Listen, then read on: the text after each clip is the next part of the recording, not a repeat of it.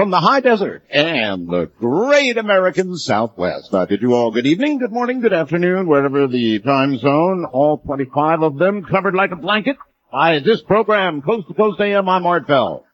My honor to be with you through this weekend as we explore some fascinating avenues tonight.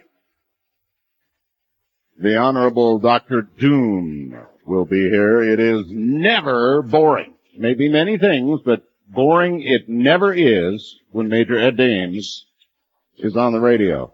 A remarkable man. He's the world's foremost remote viewing teacher, and I've got a full copy, I've said this so many times, of his military record, and he did exactly what he says he did for the secret CIA-funded remote viewing program that went on for 20 years in this country. And if you listen tonight, you will see why they call him Dr. Doom. Let's look around the world very briefly. We'll have open lines this hour shortly. The commission investigating the September 11 attacks will recommend, get this folks, a new cabinet-level post to oversee the nation's 15 intelligence agencies and control their budgets. Say two people familiar with the panel's final report. Oh, man. The report to be released Thursday makes the case for a director of national intelligence by detailing intelligence failures by the CIA, FBI, and others that enabled the September 11 terrorist attacks to occur. They say the two would only speak on condition of anonymity. Yeah, I bet, because the report has not been made public yet. This is going to be one big fight. And I mean really a big fight. Now, the reason I say that is because our nation's intelligence agencies are nothing if not competitive, jealous, and in constant combat with each other. So for one entity to oversee and control all of them, including their budgets, there's going to be a big fight. A suicide car bomber hit the Iraqi justice minister's convoy as he left home Saturday, killing 5 bodyguards but leaving al-Hassan unharmed. 3 people, including a police chief, died in the attacks throughout the country. So Iraq still is not a very safe place at all for anybody. Here in Nevada, fire managers began releasing engines and air power from a fire Saturday. It was a scary one. It destroyed at least 15 homes as crews secured containment lines near the homes and made some progress to keep flames out of the Lake Tahoe Basin area. It was close, though. It was very close. Images of an American hostage being decapitated have shown up on the Internet tonight. It was a site that they chose, of course, known for carrying statements of Islamic militants. The gruesome videotape appeared 3 days after U.S. authorities announced the search for the body of Paul M. Johnson, Jr. had been called off. So they may have had a preview. A balloon ride turned into a very scary ordeal indeed for 20 people Saturday when the aircraft got stuck high above the city and then was tossed around by high wind like a piñata, it says here, for about an hour and a half before rescuers finally brought it down. That must have been pretty scary. You're hanging up there in a balloon tethered, and a really big storm comes along and starts to push you all around. The Danbury Federal Correctional Institute is about 20 miles from Martha Stewart's home in Connecticut, and that's where she's a-going. But it will seem like a world away from her normal lifestyle. If Stewart loses her appeals, she will, in all likelihood, end up in the low-security prison that is home to 13 other female inmates. Now, I'm certain, because George is on the ball, that there's no way you could not have heard the following during the week, but the headline from the New York Times is, Collapse of the Earth's Magnetic Field Accelerates. Yeah, that's right. Collapse of the Earth's magnetic field accelerates. The collapse of the Earth's magnetic field. New York Times stuff, folks. which both guards the planet and guides many of its creatures, appears to have started in earnest about 150 years ago. The New York Times is planning to report on page 1. That's front page news. Tuesday, science reporter Bill Broad has filed a report, according to newsroom sources, which explains how the field strength has waned 10% to perhaps 15% so far, and this deterioration has accelerated of late, increasing debate over whether it portends a reversal of the lines of magnetic force that normally envelop our Earth. Broad explains during a reversal, the main field weakens, almost vanishes, and then reappears with opposite polarity. Afterward, compass needles that normally point north will point south. And during the thousands of years of transition, much in the heavens and earth would go askew. Broad claims, quote, a reversal could knock out power grids, hurt astronauts and satellites, widen atmospheric ozone holes, send polar auroras flashing to the equator, confuse birds, fish, and migratory animals that rely on the steadiness of the magnetic field as a navigational aid. Now, that came sailing off the Drudge report, but New York Times stuff, how about that?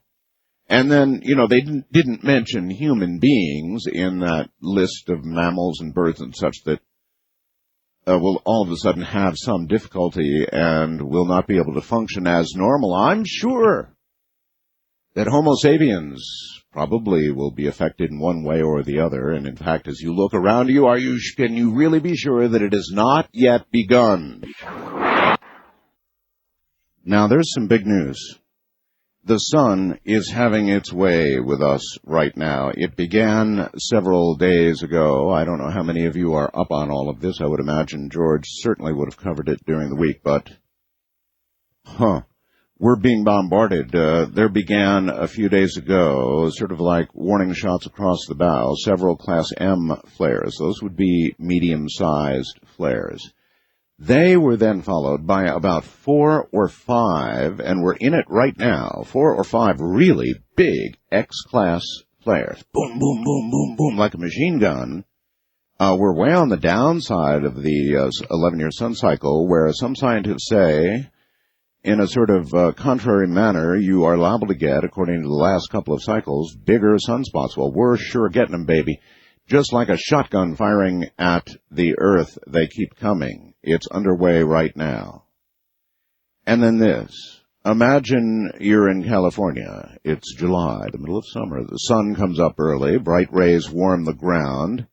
It's a great day to be outside, and then suddenly it begins to snow. Not just a little flurry, but a swirling blizzard that doesn't stop for 2 weeks. That's what the forecasters call unseasonable weather. It sounds incredible, but something like that just happened on our sun, and they refer to the last spate of sun flares, like the ones I just described we had. They were perhaps historical. One of them certainly was historical. Being perhaps an X-28 to 48, they don't even know for sure now, but it was the monster of all times, in fact so big that satellites had to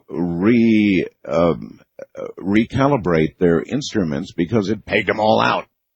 Boom, just like that. And I got a very, very interesting email from somebody right here in Pahrump, Nevada, another ham operator, who says, hey, Art, just for your info, we had an extreme X-ray event this morning, July 16, at or about 6:55 a.m. Pacific time. My radiation monitor went nuts, allow me to explain. I've got a monitoring I've been monitoring them since 1999, radiation levels, in this area, meaning here in Pahrump.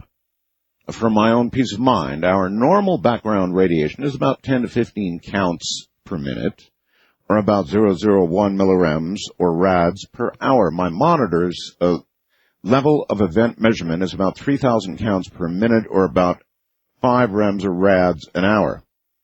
The social flare event this morning, the solar flare event this morning, pegged my needle far beyond the 3,000 count per minute or 5 rads per hour scale. Now, I thought my meter had broken. I have 2 meters, both calibrated by labs. One measures alpha, beta, and gamma particles. The other, alpha, beta, and gamma particles, as well as gamma rays and X-rays. And I'm telling you, this event was by far the largest I've seen in 5 years of monitoring. Not to be an alarmist, but there is something I think we're not being told. 4 rads an hour is deemed fairly unsafe for life. This event was far above that, and no one's saying a word. Perhaps you could look into it further. We are to expect another event tomorrow of the same or greater magnitude, and we certainly got it, by the way. Now, these stories may be related or not to what's going on our sun. Headline, Europe plagued by snow and heat waves. Romanian death toll climbs. A lot of times we don't look outside our own borders for news. We get so little news of Europe.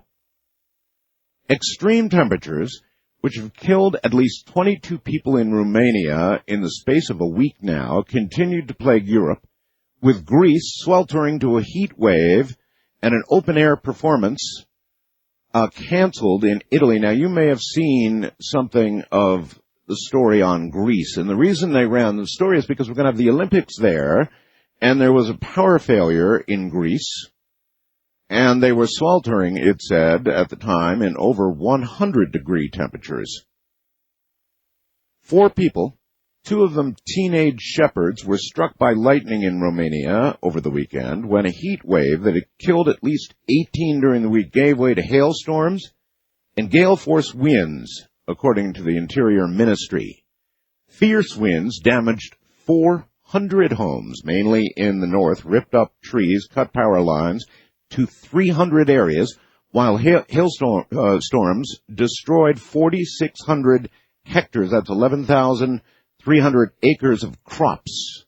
Storms that had provoked floods and power cuts in Britain and Germany during the week turned to snow in the Bavarian mountains on Sunday. Germany's highest mountain was covered by 2 meters, 7 inches, 6 feet, 7 inches of snow, after 10 centimeters fell since Saturday, and the mercury dipped to an unseasonably cold minus 6 degrees Celsius. That's 21 degrees Fahrenheit. In Italy, the opening night of a new production there at an amphitheater was interrupted after just 7 minutes because of stormy weather, leaving 12,000 people very angry. So the weather in Europe is changing faster than anywhere else. But even here in the U.S., listen to this. Mark in Bordertown, New Jersey. Art, here in New Jersey, our local TV station reported that we're stuck in a typical winter weather pattern. The jet stream is shooting straight down the east, just like it normally does in the winter. This weekend, we're scheduled for a northeastern storm in the area. It'll be rain, but still, it's a winter pattern, not summer. This is weird. Even the weather person on TV was simply lost for words. I think the day after tomorrow is today. And I'm sure you saw this. Stephen Hawking is now backtracking a little bit after nearly 30 years of arguing that a black hole, any black hole, destroys anything and everything that falls into it, including information. Stephen Hawking is now saying, I was wrong. And what he's suggesting now is that, in fact, a black hole would not destroy information. Information can apparently flow out of a black hole. Now, what this means to anything, I don't know. It's the kind of question that, of course, we will ask Dr. Michio Kaku when he returns.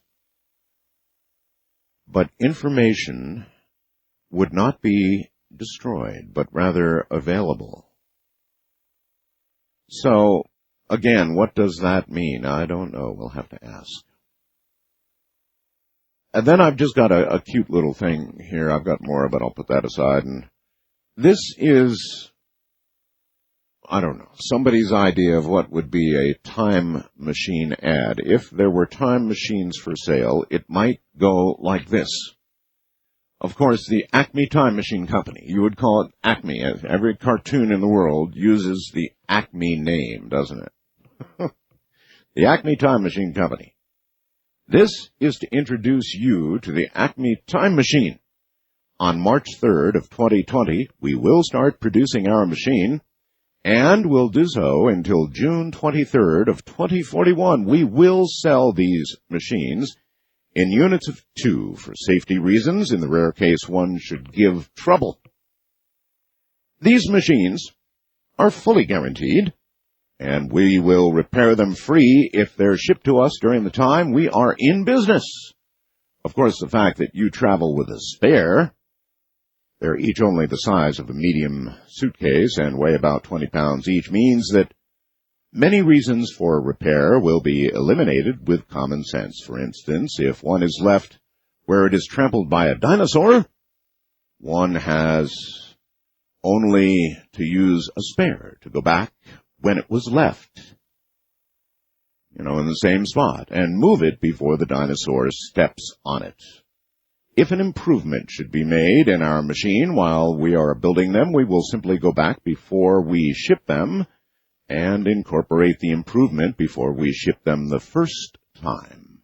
Now, in the unlikely event that you have problems with one of our time machines, simply ship it to us while we're in business, and we'll repair it before we sent it to you in the first place.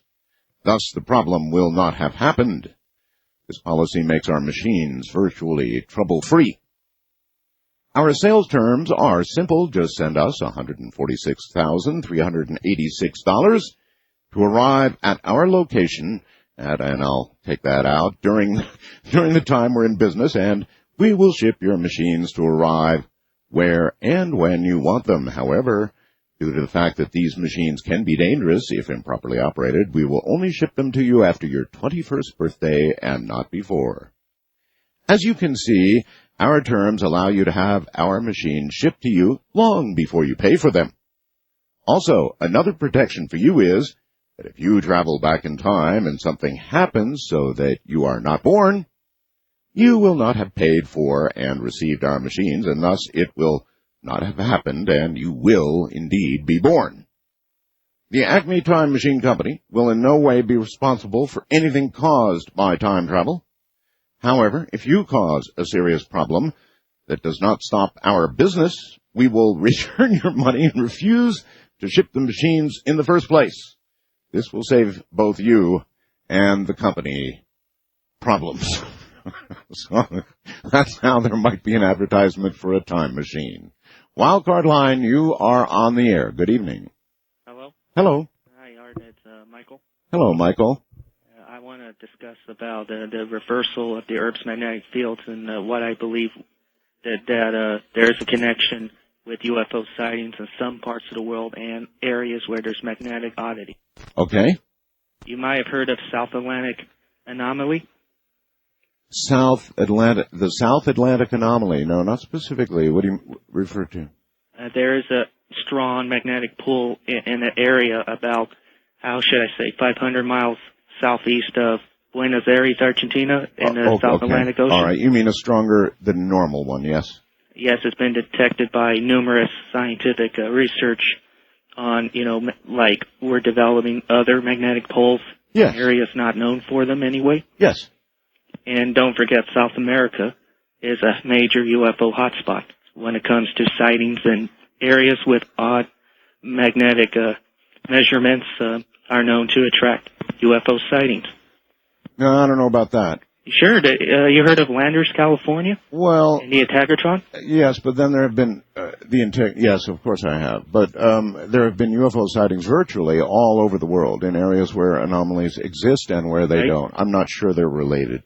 Yeah, that's what George Van Tassel talked about when he built his Integratron back in the 1950s, that Landers sits on a magnetic center. Yep, I know. I've heard it all my life. Like the North Magnetic Pole, and it said that within the next 100 years or so, it's going to change like 20 degrees, the North Magnetic Pole. I don't know where, like north or south or wherever like that. Well, actually, sir, what they're saying is that the entire field is about to reverse. The whole magnetic field of the Earth is going to reverse. Now, they talk in terms of thousands of years, but they also say that, 10 or 20%, 10 to 15% of the reversal has already occurred. So, thousands of years and 10 or 15% which have already happened, it just doesn't add up to me. Boomba indeed.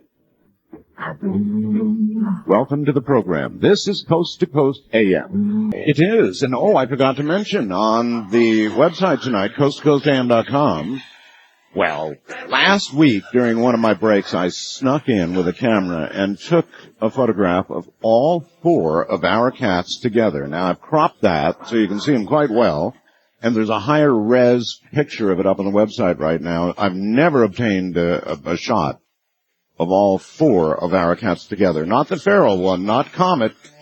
And so that you might know which of these furry things is which, actually, a friend of mine labeled them Abby, Comet, Shadow, and Yeti, and they're labeled, and so now you'll know exactly which is which, and I thank Ben Gardner, a friend of mine, for labeling them, and it's entitled The Bell Board of Directors, and I'll tell you, that is not far from a true statement, because when you have cats in the house, well, from a cat's point of view, those that were worshipped by the Egyptians, they run you. You don't run them. It is their house, not yours. And so, perhaps then aptly titled the Bell Board of Directors. And yes, I caught them by surprise. You can see it in their little shiny eyes. And so where shall we begin? How about here tonight? East of the Rockies, you are on the air. Hello. Hello. Hi. How you doing? I'm doing quite well, thank you. Good. I'd like to respond to where the magnetic field is going. To where the field is going. All right. Well, they say it's going to flip. Flip. And that's what I've heard, too, but it depends on whose argument you listen to. There's an area of magnetite north of Labrador in Canada, which is where the compass needle points to, which is not true north. It's magnetic north. Now, if the area of magnetite loses its strength, which it has been known to have been doing over the years... Well, now, wait. The actual area, magnetic north, as it were, is wandering and has been wandering for some time. Oh, yes, it's been wandering because the magnetite is losing its strength and the compass needle will point, it gets erratic. Yeah, but I'm pointing out that this thing is migrating, so the magnetite being fixed couldn't be the source, not if the field is migrating away from it. Okay, well then that's a different argument. The field of the field that the Earth generates, if you know anything about it, shaped. If you do a cross section of the Earth, it's shaped like 2 circles coming out from the core of the Earth. Oh. And if the actual field is flipping, then that's a different story. Well, that's what they're talking about, sir. Yes, and that's what I had heard too. And I was kind of wondering, I mean, from what you heard and what I heard, if it was the actual field or if it was the magnetite. No, it's the field. Magnetite would be fixed. You know, it's the magnetite is rock, so yeah. it's fixed, so to speak. Yeah. Yeah. No, it's the field, and many strange things will occur, and people, I believe, will begin to act very erratically. Now, they talk about birds and migratory patterns and other animals being confused. Do you honestly believe that we are not affected by, the magnetic field? Of course we are. Of course we are. And if that were to flip, would people begin, and even as the, thousands of years or less process is underway, would people begin to react differently? Oh, yes, indeed. I believe so. West of the Rockies, you're on the air. Hello. Hello? Hi.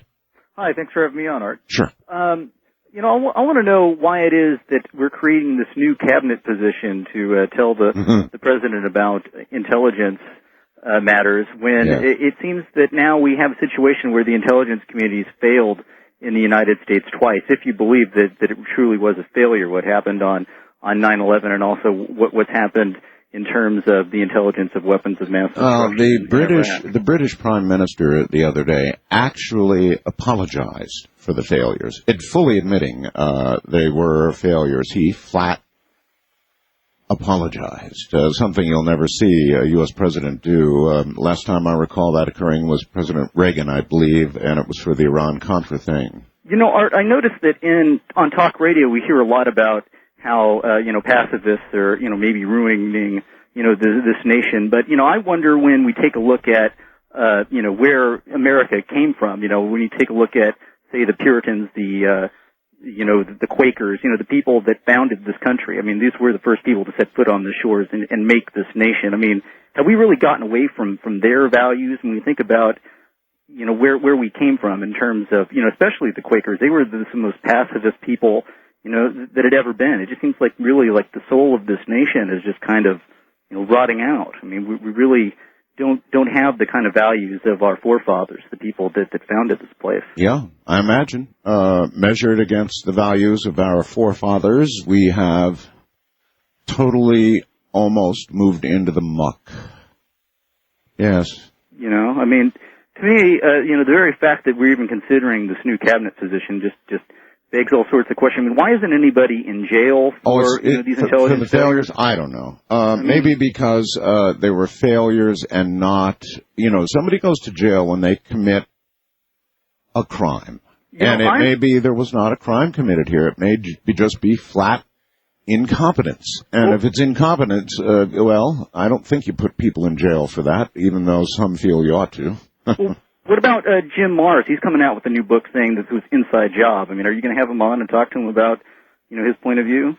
I'll talk to anybody about any point of view, including that one, which I absolutely disagree with, but I'd talk to anybody about anything if they present a compelling case. He did a lot of good research on the JFK assassination. I mean, it's been a while since I've seen you do a show on that, too, Art. Mm-hmm. Him and also John Judge. I mean, there's a lot of researchers that are looking into this 9/11 thing that don't seem to have gotten much coverage. Even from, you are obviously somebody who believes it was an inside job. Yes. Well, I think that our history goes back to that. If you take a look at 1898 and is that a yes? Yes, I do. You do. Tell me exactly, just for the record, how you think this was orchestrated from the inside. I'm very interested. Okay, I think that if you take a look at the history of Islamic terrorism from the start. No, please. Let's not do history. Let's just do, it was an inside job. That requires a huge thing. Well, I think hold it. Let me finish. That's a huge accusation you're making. So give me some huge stuff to go on here. Well, exactly how did this occur? How did this occur? Yes, sir. Well, I think that, for me, the argument is sort of a modal argument. I think that if you take a look at the facts, that the best explanation of the facts is that there was a conspiracy on 9/11. With U.S. officials, highly placed, secret or otherwise, orchestrating the death of thousands of Americans, the airplanes crashing into the buildings, and then the Pentagon with another attempt at maybe the White House, who knows. And I want to know how and who you think orchestrated this from inside. Well, I think that elements within basically the petrochemical community, the oil company. Yes, I do. I think that if you take a look at the history of, the Rockefeller family, the Mellon family, the Gettys, that these people have been running America behind the scenes for at least the past 150 years. And the motive for doing this? Well, I think the motive for doing this, interesting enough, you take a look at the oil companies, is just basically control of the oil. And in fact, if you take a look at Thomas Gould's work, he's a Cornell professor. How do you think the oil companies talked these men into destroying their own lives for oil? Well, I don't think it's a matter of talking people into doing that. You had to talk people into doing it because they did it, sir. They took their own lives. Well, I think that if you take a look at the MK Ultra program, or especially right now, we're having. So we did it by mind control. Yeah, you can definitely mind control people into doing that. I mean, yes. Look at the suicide bombers. There are techniques. And what now again? Kamikazes too. There's a very strong accusation. So hit me with some proof. Well, I think that if you take a look at the fact that NORAD responded to over 60 hijack or, basically, situations in 2000, and sent up planes to go intercept, derelict objects and in planes that went off course. Why is it that on 9/11 that NORAD, which had done fine in the past in sending up interceptors to planes? Well, because, sir, these weren't unidentified airplanes. They were not unidentified. Well, no, they turned off their transponders, right? I mean, that's right. But that doesn't mean they're unidentified. It's not like you're seeking a possible enemy. The controllers in this case, sir, knew that they were airliners. They knew, in fact, exactly what airliners they were. Now, they tried to notify the military.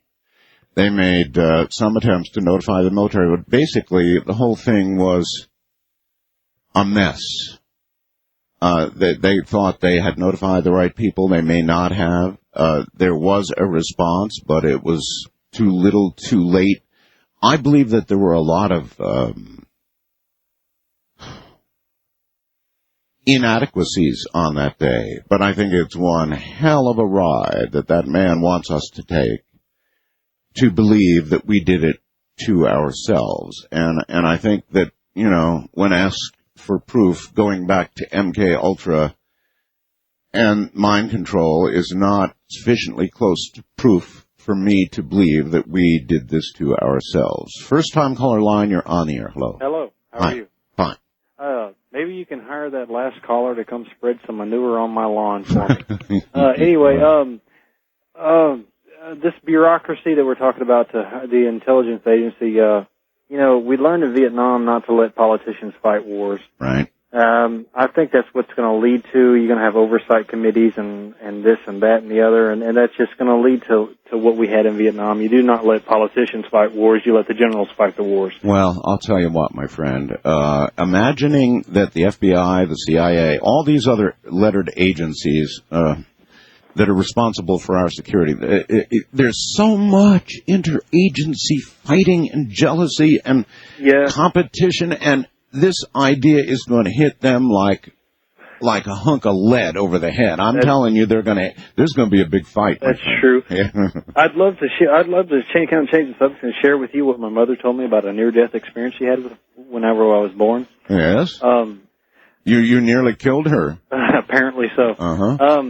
She hemorrhaged for about 7 days after I was born, and she had to go back to the hospital. She lost a lot of blood, and she was clinically dead. No brain activity, no heart activity, no lung activity. Yes, sir. And what she said was, she walked down a path. She was in a field, and she was walking down a path, and she saw this very beautiful, very serene place that she wanted to go to. So she was drawn towards that place, and she was headed towards that place. Yes. And as she was going there, she came across a man on a rock, sitting on a rock.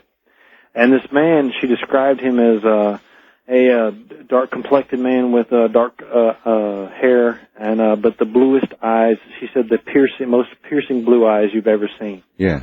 And she said this man told her, you can go no further. And that is when she woke up in the recovery room. Oh man, what a story! Well, isn't that? I know. Hey, after she told me that, I mean, that's my mother. I believe her. Yeah. Oh, I believe her too. I absolutely believe her too. The thing is, though, what are we to believe about these experiences? Are we to believe that? Well, what do the scientists tell us? They tell us that in the death experience, our brain begins to release for its own protection and yours some sort of endorphins, some sort of natural dope, as it were, to shelter you against the dying experience. So the scientists would tell you that chemical response, and other scientists will say, well, the brain dying from the outside in is going to be centered on the light in the middle. And all the rest of that's one side. And then there's the kind of story this man just told about what happens to thousands and thousands and thousands of people who get right on death's door. They have a story to tell, and it's very similar. So which is it? East of the Rockies, you're on the air. Hello. Hello. Yes. My gosh. What are you calling from?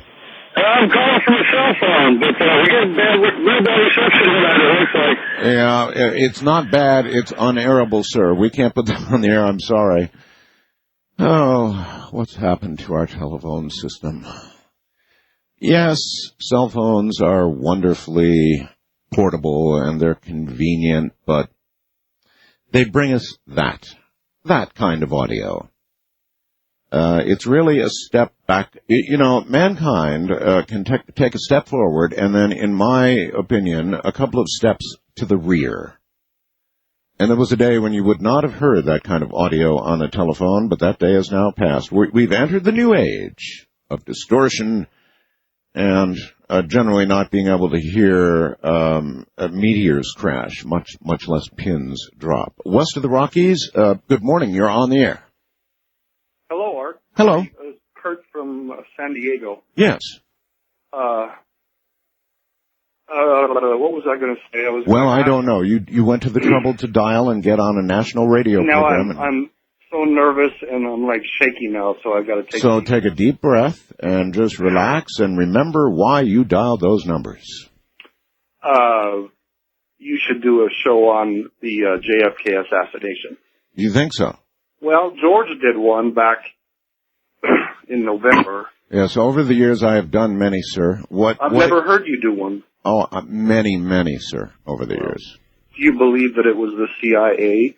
Oh, hell, I don't know. Does anybody really know? I've heard, it's like everything else. It could have been, I suppose, the CIA. It could have been an inside job. It could have been one of many things. It could have been one man all by himself, like the Warren Commission said. I generally, Occam's razor, huh? I mean, what seems most likely, it's not always going to be the answer, but it's the most likely. First time caller line, you're on the air. Hi. Hi, I'm on the air? Yes, you are. Oh, I can't. Oh, love your show. Love your show. Well, thank you. I have a question. Sure. Was it not the church committee that drew put the walls between the FBI and the CIA? Yeah, after Watergate? Watergate. Right, the committee under Frank Church. Well, there has senator always, from Idaho. The delineation has always been the CIA operates, outside our borders, the FBI within our borders, right? Well, and the second thing was it not President Carter who withdrew CIA funding of the Shah's regime in Iran that led to the whole birth of Muslim fundamentalism against the United States? Oh, I don't know that that action began the whole fundamentalist movement against the U.S. That may have been well underway already. Wildcard line, you're on the air. Hi. Hi, how you doing? All right, sir. We don't have a lot of time, so let her rip. Okay, what I wanted to say was about the correlation between the magnetic force of the Earth and human beings and the Chinese martial art of Ling Kong Jing, which is also known as empty force. Yes, and what do you think one has to do with the other? Well, how it affects us, we feel the magnetic force of the Earth. Oh, I see. Well, I'm sure we do. And how that, can be used. I mean, how we can use that potentially as an energy field around us, which, that's how it works. Maybe someday, but right now I would say the magnetic field is much more in control of us than we are of it for energy purposes or anything else. I think that we are to some degree like the migratory birds, aren't we? I mean, think about it. How could we not be affected by something as elemental as the Earth's magnetic field, that which surrounds us all? Oh, no. We're like the birds. We may not fly north or south for the winter, but otherwise, we're like the birds. It's not very frequently that Harry, who works at the CIA, picks up the telephone, calls John over at the FBI and says, "Hey, John, man, you wouldn't believe what we just found out." It doesn't happen. There's this intense interagency rivalry that goes on, and Ed Dames worked with the Spooks for a long time, right, Ed? Correcto. Yeah, correcto. You're going to just get real close to that phone for me. Our connection is not all it should be. How's this, Art? Much better. Okay, so you worked with the spooks for a long time, Ed. There is really, I mean, can you imagine one agency taking over, all of them, including the budgets for each of them? I can imagine it, but in practice, it would be hard to foresee. It's going to be a big fight. So anyway, you did work with spooks for a very long time. I worked at the Office of Secretary of Defense level. I had office at CIA, Los Alamos National Lab, National Security Agency, and a few other places like Day of the Condor operations. Hither and yon. Yes. Yeah, so anyway, we'll get back to all of that. Listen, you're doing a movie, Suspect Zero, and so you're a technical consultant, which means that you showed them how it was supposed to be done, right? I gave Sir Ben Kingsley a crash course for the movie, Art. Really? And that was great fun. And I coached Aaron Eckhart, and this will be his first starring role, or his real first starring role. The Core was kind of a starring role, but this one puts him toe-to-toe with Sir Ben. I like The Core, by the way. That was a good movie. Yeah, and Carrie Ann Moss is in the movie as well, the star of Matrix fame. And then you're in it yourself. I have a cameo role as an FBI remote viewing instructor, but notably, this feature film by Paramount, yes, will be the first time that the term remote viewing is used in a feature film. So is that so? It is so indeed. All right. Well, listen, when's it, Suspect Zero? When is it going to be out? Do you know? It hits the theaters August 27th. Ooh, you're getting close. We are getting close. I wanted to give you a piece of trivia I think you'd appreciate. You know the term Matrix? Yes. For which the popular film series is titled. Of course. You know that term was actually lifted by Hollywood line producers from our radio interviews years ago? Is that so? Mm-hmm.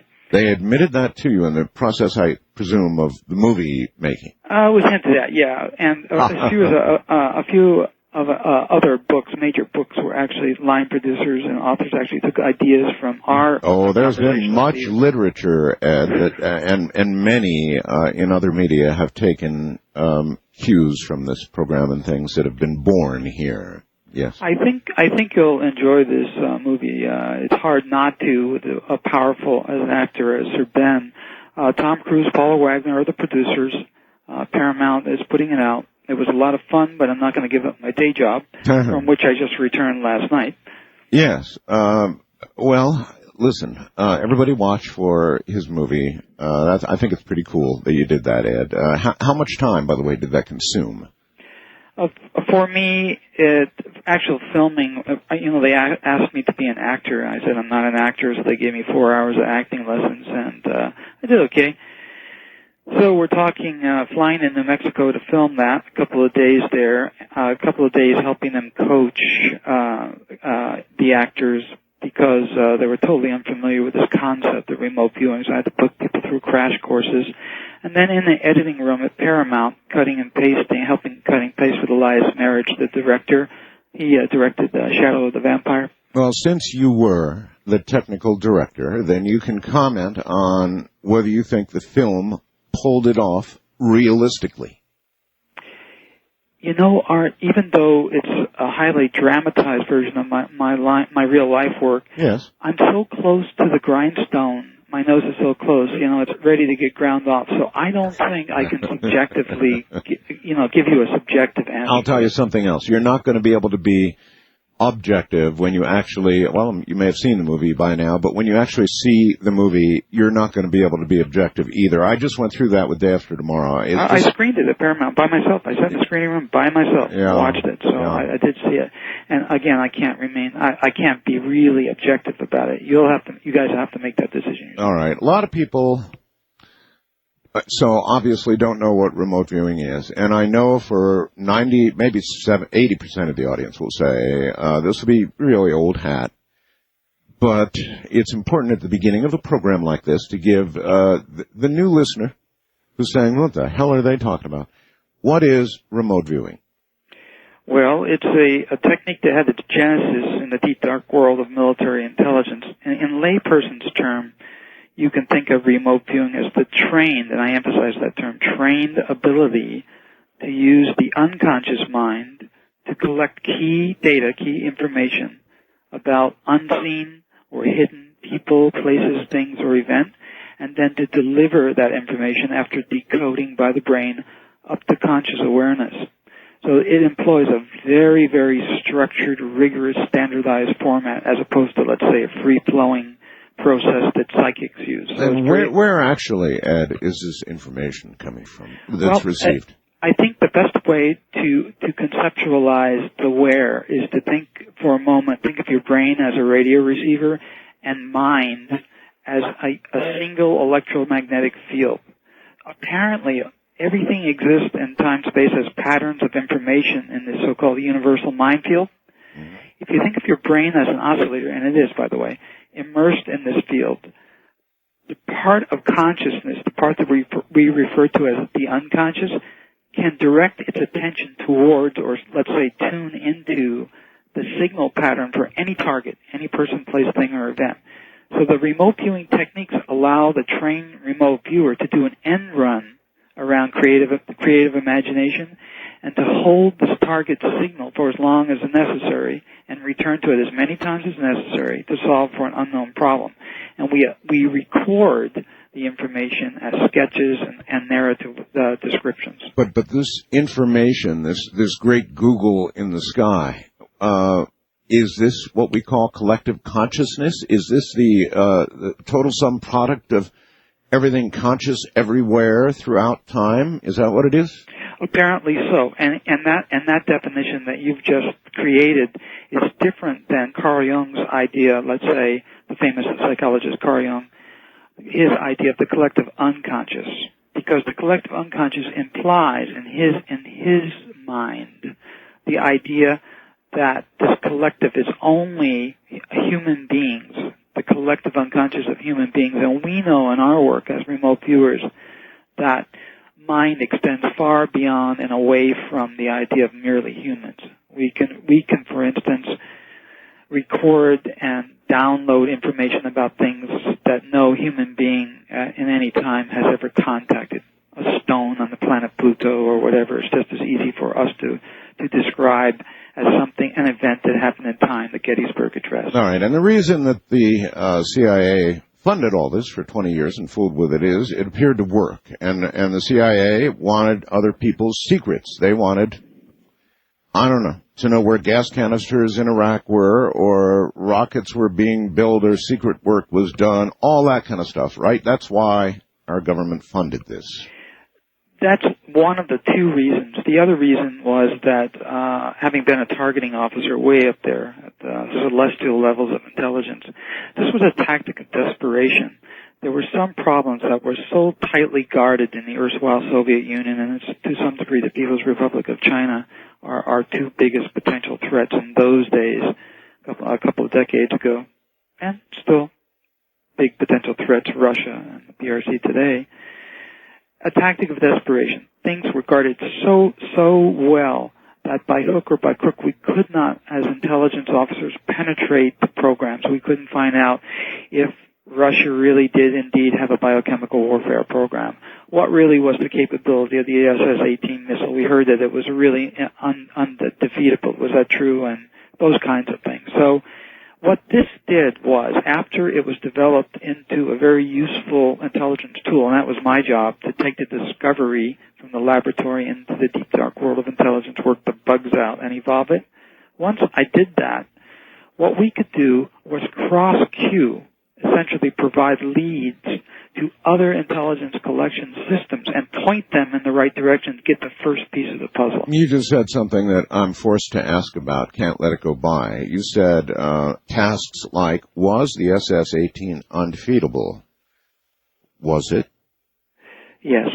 It was undefeatable. Correct. So that no matter what we did, if we were faced with incoming SS-18s, there would be no way to stop them. Correct. That's fascinating. I take it that was, I suppose, the predominant view that finally ended the Cold War? or help to end the Cold War? We won the Cold War because we beat Russia economically. That's the reason we won, and that's the only reason. I don't ever think that the erstwhile Soviet Union did not have what it takes. Yeah, I don't. The Russians obviously were at our level, or in some areas maybe even beyond it a little bit, right? Yeah, absolutely. And the reason why, I mean, not the reason why necessarily, but at least ponder this. Their philosophy was different, as well as the People's Republic of China today. And when you have a different philosophy, in the case of Russia, dialectic materialism, you have a different science. Okay, move away from your phone just a little bit. You're popping your P's, as it were. How's this? Do you have another telephone there? I have one close by. How's this? Well, it's kind of so-so. I mean, it's not the best phone. Okay, after the break, we'll explain. Yeah, okay, good. All right.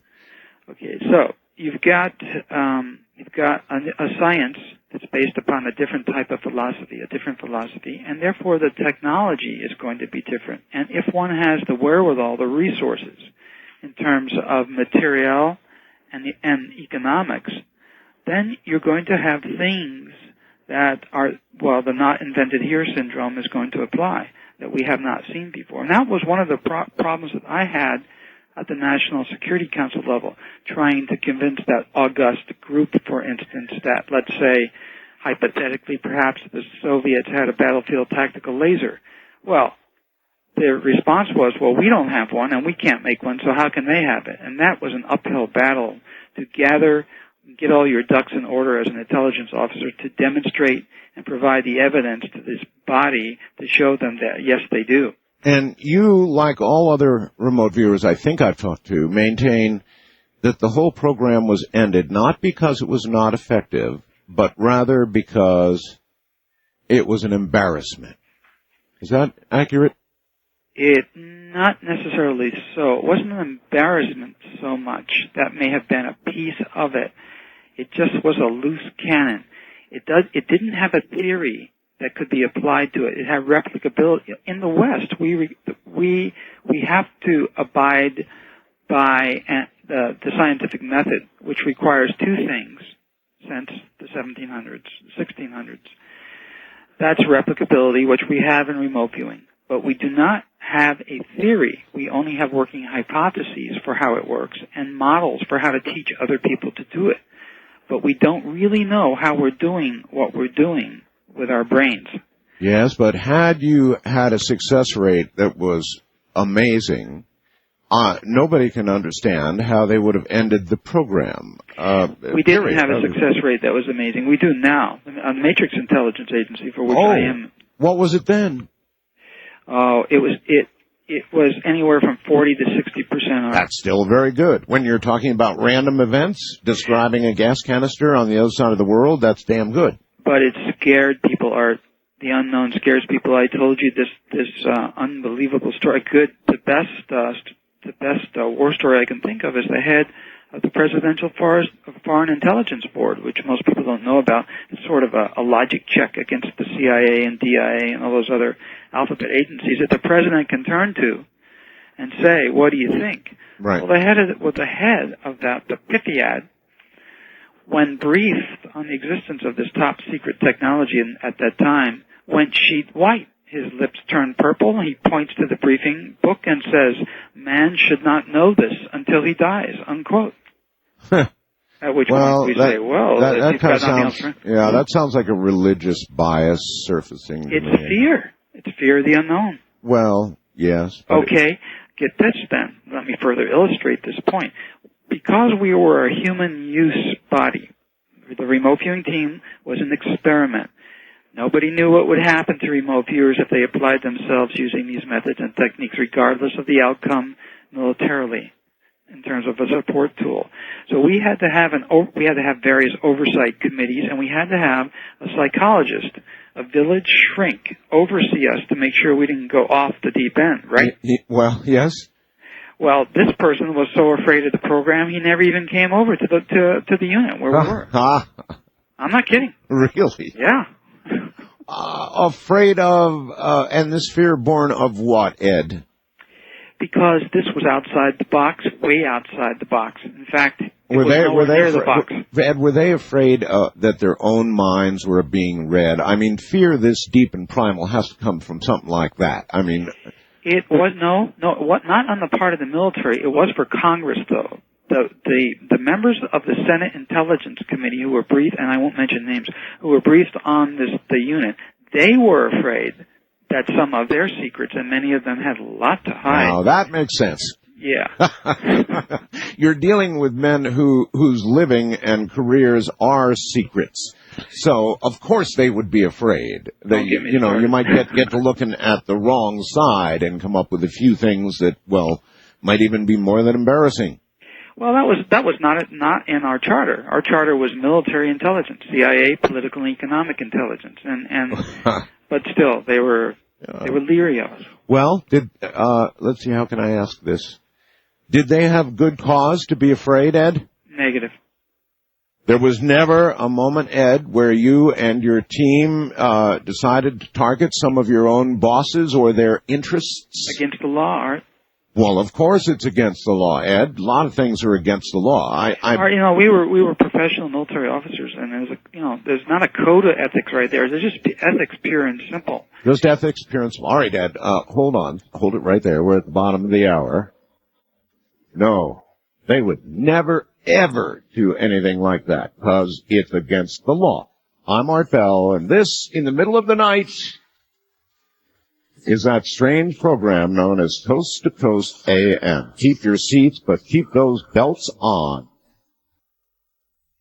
Fear is what ended it. We've got Major Ed Ames here. He's now on a different telephone. We'll take a second to adjust here and see how this one works out. So fear, Ed. Well, it wasn't just fear per se. It was also fear of association. Like everybody in a town where knowledge is power, and that's Washington, D.C. for sure. Everybody wanted us. Everybody that found out and was briefed on the existence of this unit wanted to use it, but they didn't want to get caught using it and have their colleagues associate them with this very controversial unit. So we began to look at ourselves as sort of the prostitutes of Washington, D.C. When the red light was on and under the cover of darkness, everybody wanted to be there and get intelligence that could be gotten no other way. But nobody wanted to associate with us openly. Huh. That's understandable, I guess. It is. I deal with police officers all the time, police chiefs. I just got through briefing one yesterday, and he said, "Look, I'm skeptical, but I need help, and I'm desperate. Willing to take any leads that I can." I said, "Look, probably the word is desperate. I don't think they get psychics and remote viewers until they get to the D word, desperate." That may change someday, but right now that's the way it is. Yeah. Yeah, sure. I mean, if they can do it through conventional means, they'd do it. So they're stuck. They're at the end of the road. And how many times does an agency in that condition come to you? I guess quite frequently, huh? More and more, because they see how the more that our success rates get out there, the more that people see this, the more willing they are to use us, because it's just facts are facts. If we can answer the mail and nothing else can, which is the very reason why the unit was created as a military tool, and now it's as a civilian agency, then we're going to get a lot of customers, and we do now. All right. In the years that you've been on this program, you've said some really controversial, scary, apocalyptic type things, haven't you? I have indeed. And you gained this reputation not on my program, although I'm sure it got considerably enhanced here, but it actually began back during the program itself when you had some, what would be the right word for it, recreational targets?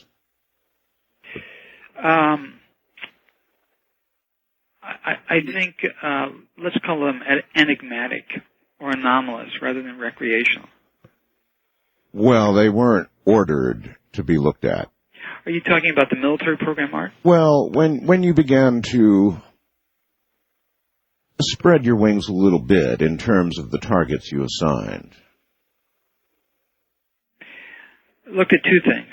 I had my team take a look at UFO Enigma, which I was very fond of as a personal pursuit. That would rate right up there. And I looked at something over the horizon that was darkening the skies, literally and figuratively. That was very big, and I wanted to know what that was.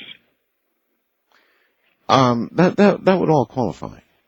So you kind of snuck these in, what, on off time during their time? Correct. I slipped them a Mickey as operations officer because unconscious, when I train a student, yes, or they learn via my training programs, yes, their unconscious is being trained to do all the work. And so there is a cutout. A student is, when they're first trained, particularly when they first learn, the student is not allowed to know exactly what the target is. We use a random number assigned to that particular target as a cutout. And I assign some of these very enigmatic, problematic, possible targets to students. I slip them in once in a while in training missions. Every now and then. Ed, how many of your students would you say have turned out in the end to have more talent for remote viewing itself than even you? You know, that's hard to answer because the training techniques over the years, I've improved them so much, Art, that I don't know how I would have performed had I had availed myself of those self-same techniques 20 years earlier. And I've been teaching and doing this for 20 years. But my gut feeling is that at least I now have an eye and an ear for the best, for who I recruit and hire. The team that I just got back with last night, the eight-member team, they're my best, and I hired them. Understood. I would say that half of them are probably better than me. And does that talent that allows one to remote view actually have to do with one's, allow a little license here, psychic quotient, a psychic IQ? It does to some extent. In my case, I would call myself my psychic IQ, my psychic antenna is about average, right there at the average mark. So I had to work much harder and much more to make up for that innate lack. My birthright didn't allow me to be really psychic, so I had to work harder to be an all-star. Whereas, how would you rate Ingo Swann?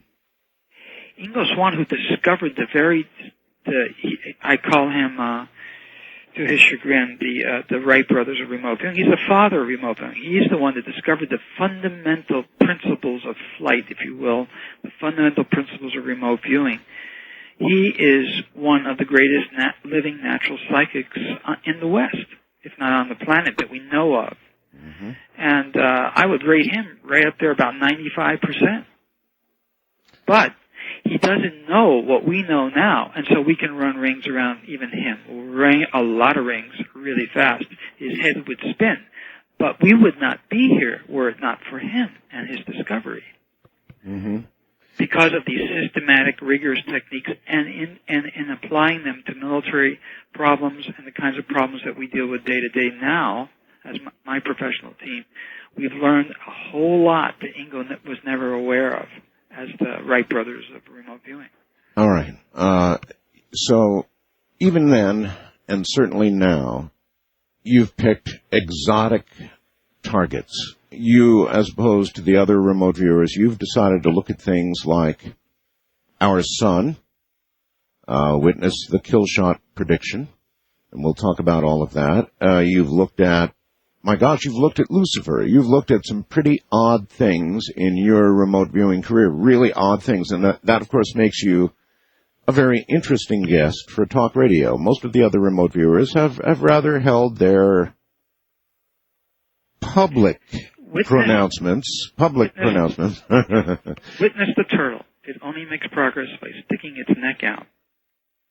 Now, yes, I'm eclectic, and I'm an adventurer just like you. In fact, you and I share many of the same interests. Oh, we do. I was not so much now, but was intensely interested in the UFO enigma. And yes, I did slip many, many, many hundreds of UFO-related targets to the military team and to my civilian team as well. And collectively, with regard to the UFO enigma, what would you say? I think there's just too much to say, Art. I wouldn't know where to start. I really would not know where to start. There's a system out there. I'll talk a little bit more about that later. I think when we talk about crop circles, I finally managed to bust the enigma of what crop circles are, and that took probably 15 years to do. I know that's on the list here. No, but what I would like to do is to establish contact with the agency that is creating those crop circles, and I don't mean George or whatever his name is. The agency? Yeah, agency. Not human, not... Yeah. Okay, so... The celestial agency, if you would. Back to the UFOs for a second. Is it possible to state that the majority of them, or no, even some of them are indeed piloted by or directed by alien, as we understand that word, alien intelligence? I would, beyond a doubt, beyond any doubt that I or my colleagues have, yes. Okay. The crop circles, are the crop circles the doings of those same beings? Are they the doings of UFOs? What are crop circles? They are produced by an alien agency for all intents and purposes, ones that we've talked about on your show for the last 7.5 years. They are produced by an other than human agency. All right.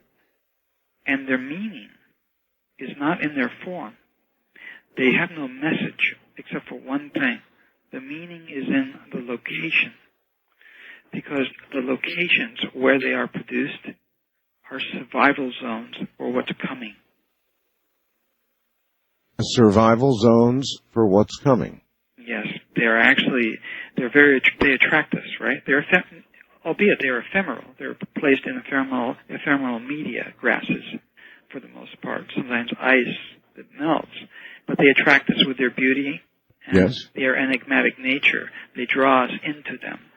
Well, that's a good thing, because these are the places. They mark out zones and belts, latitude belts, where survival will be something that's realizable for many people if they're there when the kill shot hits. The kill shot. While we're on that subject, our sun is doing it again now. We had a period earlier in the year that was historic. We had a sun flare that knocked everything right off scale. It was so gigantic. They're still measuring the echoes out into the cosmos of this event. It was so gigantic. We asked you about that. You said, yes, it was the shot over the bow. Which you said was coming 2 weeks prior on the show. Yep, and that's right, you did. And that's one for the history books, believe me. And now the sun is unaccountably at it again. I mean, 1X flares, and these giant spots suddenly coming around on the sun when we're on the downside of the cycle the way we are. Really weird stuff, Ed. Well, the cycle is an interpolation and now an attempted extrapolation of past data.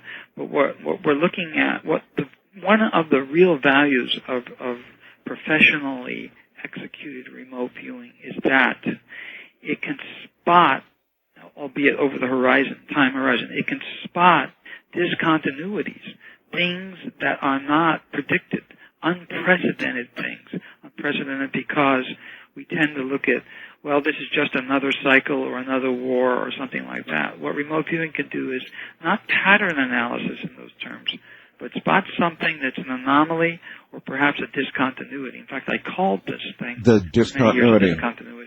A break in human cultural evolution. Yeah, like a wall you couldn't see through. That's how I remember it. Yep. Sort of eclipsing time and everything, just like a brick wall out there that you can't look past. The end of an age. The end of an age. And again, yes, a catastrophe. It's going to present a real character-building opportunity for all of us. Well, we live in an interesting moment when the New York Times is running about stories about the magnetic field flipping. There's a big controversy about whether during the course of that flip. There are times where the Earth's magnetic field is slim and none, meaning there's very little protection, a la The Core. You remember the movie The Core? We talked about that. There's very little protection for the Earth should there be a large sun eruption directed toward us, perhaps of the magnitude that you called the shot over the bow, something like that, directed at us at a moment of weakness in the magnetic field. Not good. Well, actually, I don't think it's going to happen that way. I think what's going to happen is we're going to get, it's like the Star Trek, the Enterprise. It's going to get hit by Klingon torpedoes to the point where the shields come down. Every time it gets hit, the shields go down a certain percentage, right? That's true. That's what's going to happen. It actually, when we get hit with the results of a flare, it actually depresses the magnetic field. It just pushes it down and depresses it a little bit, each one that hits us. So it boom, boom, boom, boom, boom, and it would be very depressed. And then you could have that one last big corner ball shot. That's what I think is going to happen. In fact, NASA is also reporting that these kinds of bursts from the sun over a long period of time could have possibly stripped the water that once covered Mars after first bringing down its magnetosphere. Once that comes down, and that plasma from the sun comes down to the deck, it's literally blowing off atmosphere and water, right? And so NASA's suggesting that may be what happened to Mars. What happened to Mars, yeah. Now, I finally finished this Killshot DVD, and I put all the details in that. I made it real professional, and I made it real cheap, so that as many people as possible can get that. A Killshot DVD. Yeah, I finished producing it. It's being shipped now. I put all the details, everything that over the last 20 years, double-checked and triple-checked, put the details into that DVD. People that get that, pass it on to your friends and loved ones. All right. How much time between the shot over the bow and the kill shot? An obvious question. I'm afraid that the shot across the bow, which occurred on November 3rd of last year, is pretty darn close to a kill shot, which is a series of very large solar flares. Probably at the beginning of 2005. On your last show, and in the Killshot DVD, I mentioned that the chief signal, big red flag, the real harbinger of disaster and catastrophe on the Earth, where many things go wrong, we're overcome by events, and people die, is when a space shuttle is forced down to the deck by a meteor shower. Oh, I remember that, yes. Yeah, and the space shuttles are not flying until 2005. They were supposed to fly at the end of this year, but it's been postponed. I think STS 116 or something like that goes up, scheduled for March. But we know that when we see that, and the sun is covered with sunspots, it looks like it has the measles, and all kinds of meteors are coming down to the deck, so much so that the space shuttles cannot fly. That's when you need to be looking at wherever you need to go. Where you need to go is outlined, again, in the Killshot DVD, and that is generally speaking in areas that are historically demarcated by crop circles. Well, Great Britain, other parts of Europe, much more so than this country, for example. Not much more so than North America, though. Above 50 degrees, actually above 40 degrees, you start to get a lot of crop circle activity, particularly in southern Canada, in Saskatchewan, and to a certain degree, British Columbia. Yeah, particularly Alberta and Saskatchewan. Yep, there've been some up there. There's been a lot up there. We just tend not to look that way because we're focused on the UK. But there's been a lot throughout.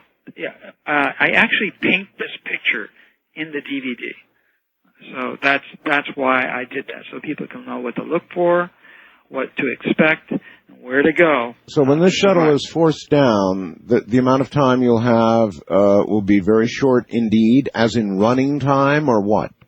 Probably about 3 months max. Oh, 3 months. Yeah. I know this is the hardest part of remote viewing, is tying down exactly these timelines, but of course people obviously always want to know about this kind of thing. Well, that's why my team looked at the nearest preceding recognizable event, large event, right? Sure. And what popped out of that was that particular event, a space shuttle being forced down, back to having to abort a mission because meteors were endangering it. Mm-hmm. Now, that's a unique event. What percentage of people do you see surviving such an event, Ed? I don't know. I don't know. I honestly don't know. Will there be masses of humanity, left, or? Well, there'll be relative masses, but there'll be relative masses that don't make it through as well, too. All right. For instance, what will happen is for those of you on the dark side of the planet looking at the moon. Yes, very quickly. All of a sudden, the moon will look real bright and flash, right? Flash real bright. Well, that's a bad sign because the people on the day side are having a real bad day. All right, Ed, stay right there. We'll be right back. We have gone yet to a third telephone with Major Dames. Ed, are you there? I am. Okay, good. I think and I hope this one will be better. We live in this, I said it earlier, Ed, we live in an era where it's like we've taken a step forward. Everybody's got a cell phone, an easy-to-use phone, and now we broke up the phone company. We've all got little plastic pieces of things made in China somewhere. Yep, they're all made in China. Anyway, as I said, the movie, of course, was The Stand, which was a remarkable movie. And there it ended, all from a biological accident. But you're suggesting, though not the end, certainly the end for many, and close to it for many more. That's what I'm suggesting. Yes. Yeah, and is it a situation, Ed, where people literally, are they killed from radiation or actual burns? You said the people on the night side of the Earth would see the moon light suddenly get very bright. And, of course, the people on the other side of the Earth, as you said, having a bad day. It appears to be a series of very large solar flares that very rapidly take out Earth's magnetosphere, the magnetic shield around the planet. And then the last ones, just like, again, a good example would be an example from the TV show Star Trek, where finally there's no shields left, and the Klingon warship fires its missiles, and there's nothing to protect the Enterprise from damage, right? And it becomes a hit. So it's that kind of thing. But there's other things too that we don't quite understand. Why, for instance, does this event? Why is it concomitant with the passage of a large celestial body, which happens just about the same time? The infamous Planet X. Or whatever. We're not sure what the darn thing is, but it's large enough to have a gravitational effect on the Earth. Is it, one of my colleagues was suggesting that it's a mini black hole, but it's big, and it has a large gravitational effect on the planet. So, what may be happening is this.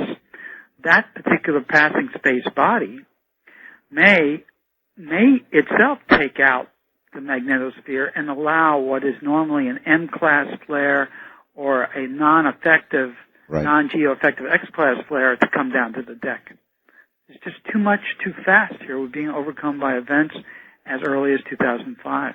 Well, one has but to read the New York Times to see they're talking about the magnetic field reversing, about it weakening up to 15% so far. Front page, New York Times. Then the Sun, oh my goodness, the articles, and there has been a recent article about what the scientists are calling the most active period in 1,000 years for the Sun. Is that correct? That's correct.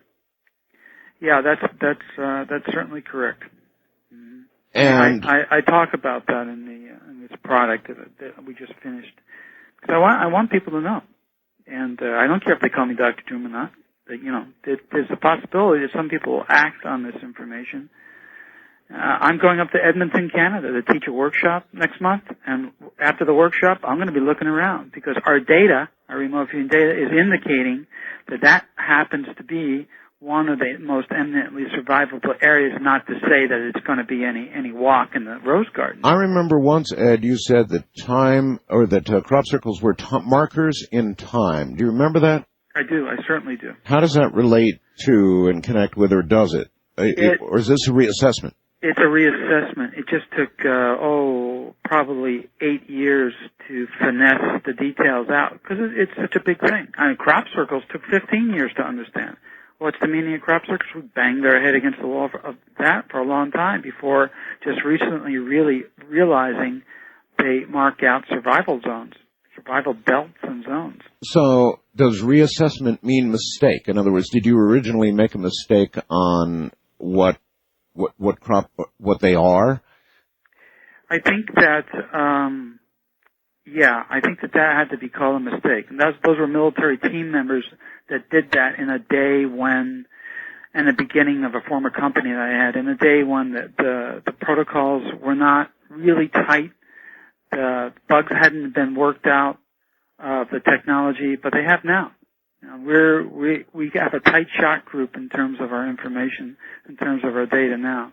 In fact, I just got off of a field mission yesterday, a 1-week mission where we were able to narrow a reference point down to within 150 feet, and looking for a child's remains. And that took us 2 months to do that, but it only took us 10 minutes on the ground. Yeah, I think I've been getting some email about that particular case. Mm-hmm. So, yes, we're dealing with a lot of headlines lately that, our weather, too. Now, is our current really, really weird weather connected to the activity on the sun?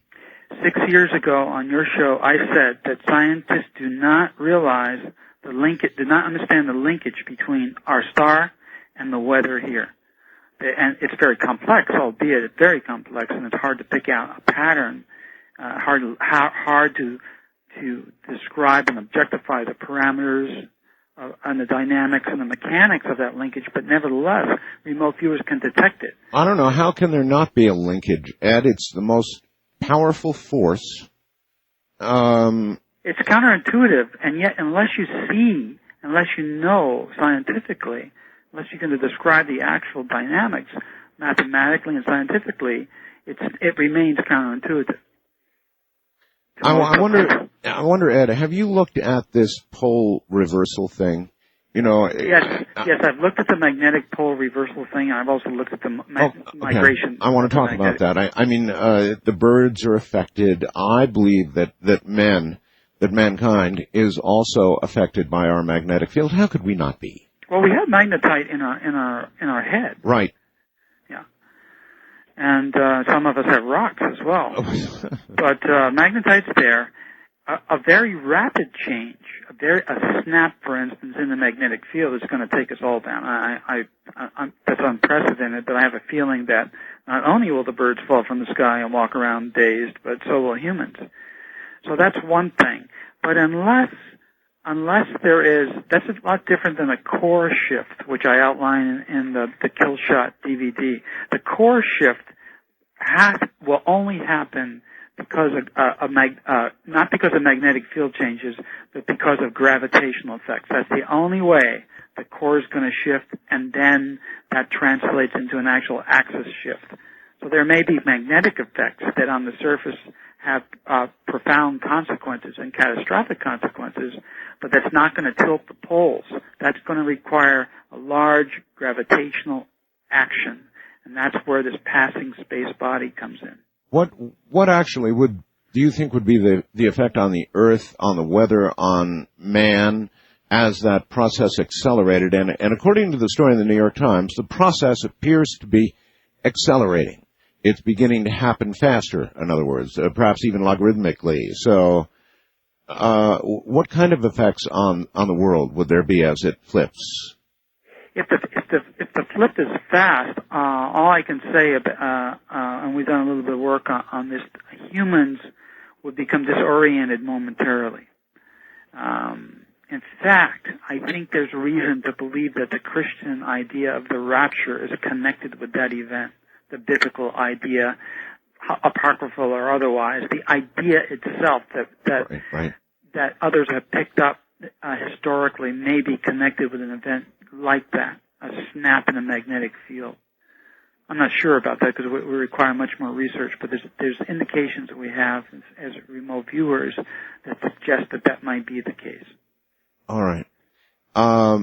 So it's pretty worrisome stuff to even consider, but the thing in terms of survival, Art, we really are approaching a very interesting era where we've got the North Koreans ready to do something very interesting that will probably set the stage for a war, and warfare will accelerate. But as I've mentioned before in the past, something happens where all the warring parties, just as we're about ready to do the darn-darns to each other, everybody looks up and says, "Oh, you know what?" and goes home because their priorities shift, and that is concomitant with that's right around the corner. But you think the PRK ready to do an open-air test of a nuclear weapon to up the ante in terms of nuclear blackmail? They're very frightened by our pullout. We're pulling out the 2nd Infantry Division and a lot of materiel. The North Koreans see that as a threat.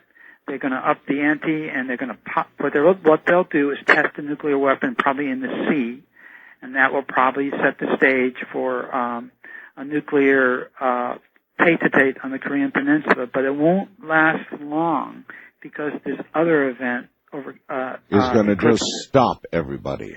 Yes. But you are convinced the North Koreans will detonate a nuclear weapon, first a demonstration-type deal in the ocean? Yes, I think it's going to be a test first, and I think they'll do that at sea. And what we'll do is say that's enough, but we won't. We're pulling our troops out, which means that we won't be able to occupy their land. We'll say that's enough. In other words, we'll lay down the gauntlet to them and say you will not do that again or else. That's correct, and then that will actually light the fuse for a war on the peninsula. Huh. While we're doing that, with whatever bullets we can scrounge, because we don't have many left, the People's Republic of China will just walk in a matter of probably 72 hours and take over Taiwan. Well, that would do it. And the United States will let them. Oh? Yeah, because we'll need the fleet in order to fight the war in the Korean Peninsula, and the Chinese know this. They come out the winners no matter how you cut it. Once they become their own market, if they ever do, and they may soon, then they win economically as well. Well, don't forget, they remember how the U.S. won the Cold War. I have heard generals testifying in front of congressional bodies and admitting to the public, which you never hear them do ever, that we are now spread too thin, that we now may not be able to respond to a major event should it occur. We are spread that thin. They are now admitting that publicly. Mm-hmm. Well, as a former strategist in that arena, I can second that. And what will happen is the Chinese will actually either directly or indirectly instigate a war on the Korean Peninsula, or at least rub their hands together when they see it coming, because it's coming. And the North Koreans will do something. And it's their cover to take Taiwan. Oh yeah, I mean they come out the winner no matter how you cut it, Art. In the end, or in the short term, no. Mid-term to long term, they win. But what they don't know is what I'm telling you now. Nobody's going to win because everybody's going to look up, and the world's going to change, and all the priorities are going to be rearranged very quickly. It's so strange. It was the late Ronald Reagan, of course, who said several times in public, wouldn't it be something if something came along that was so big it gave us a common enemy suddenly, something from outer space? He wondered about that kind of thing aloud. A president wondering about that aloud is a little unusual. I'm sorry, sir, but what he was referring to is something like, what was that movie? Independence Day? Independence Day. That's what our former president was referring to. Yes. But what I'm saying... But it wouldn't matter, would it? Yes, it would. Yes, well, but I'm talking about a Mad Max scenario where it's every man for himself, and it's back to the raw, pure nature of, the worst of the worst. Mad Max scenario, because there isn't a common enemy. It's just survival. look around and everybody's in the same boat and there is no enemy. There's just disaster. It's a very different scenario. Well, a common fear, a common disaster, a common whatever, yeah. You're right, though. I'm sure he was referring to the Independence Day scenario. I'm certain of that. You're saying, though, this would be such a natural event that it would virtually eclipse everything, and all that would be left would be Mad Max days of survival. Yes, for a while, until homeostasis or some degree of control was there, and it's very big. It's huge. We don't know what things are going to look like afterwards, except for one thing. We know that when the dust clears, and I don't know how long that'll take, 10, 15, 20 years, there is another race here on the planet to help us rebuild. This, we briefed Lawrence Rockefeller on as a contract long ago, and I stand by that. The first time that another race will be here is after the dust clears to help the human race rebuild, and they will stay. When Mr. Rockefeller commissioned you to do this study and you gave him this answer, this report, how did he react? Do you know? No, I don't. No, it was through a cutout former congressional aide that we passed that to him. I see. I was just curious how he digested such information. I was curious as well. Sure, I bet you were. Well, this is such an incredible event that it's almost hard, after you've talked about this, to talk about other things. There are other things, but this is such a, I don't know, not world-ending, but world-changing event. That and you really in your heart believe that these crop circles, other than the ones concocted by students, which are no doubt some of them, and how do you know which are the real ones and which aren't? Oh, it's easy for us as remote viewers because we can go back to the creation of the circle, and either we see some folks in the field walking around. Well, of the yes, of those you have remote viewed, Ed, what percentage real, as in the students or whatever didn't do them?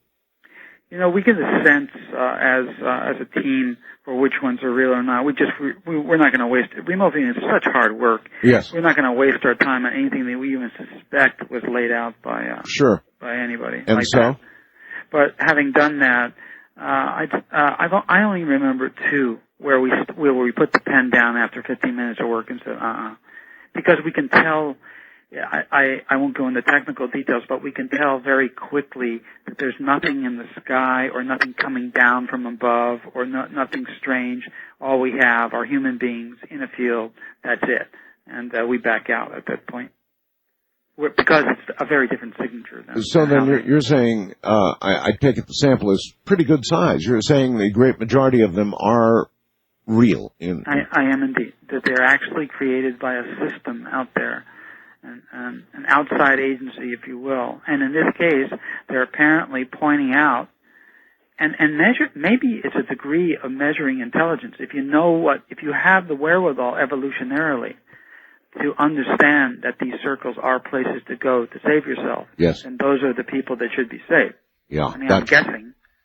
Well. That's my surmise. Okay. Hold that thought, Ed. We'll be right back. We're at the half-hour point. My guest is Dr. Doom, Major Ed Dames from the High Desert. I'm Art Bell.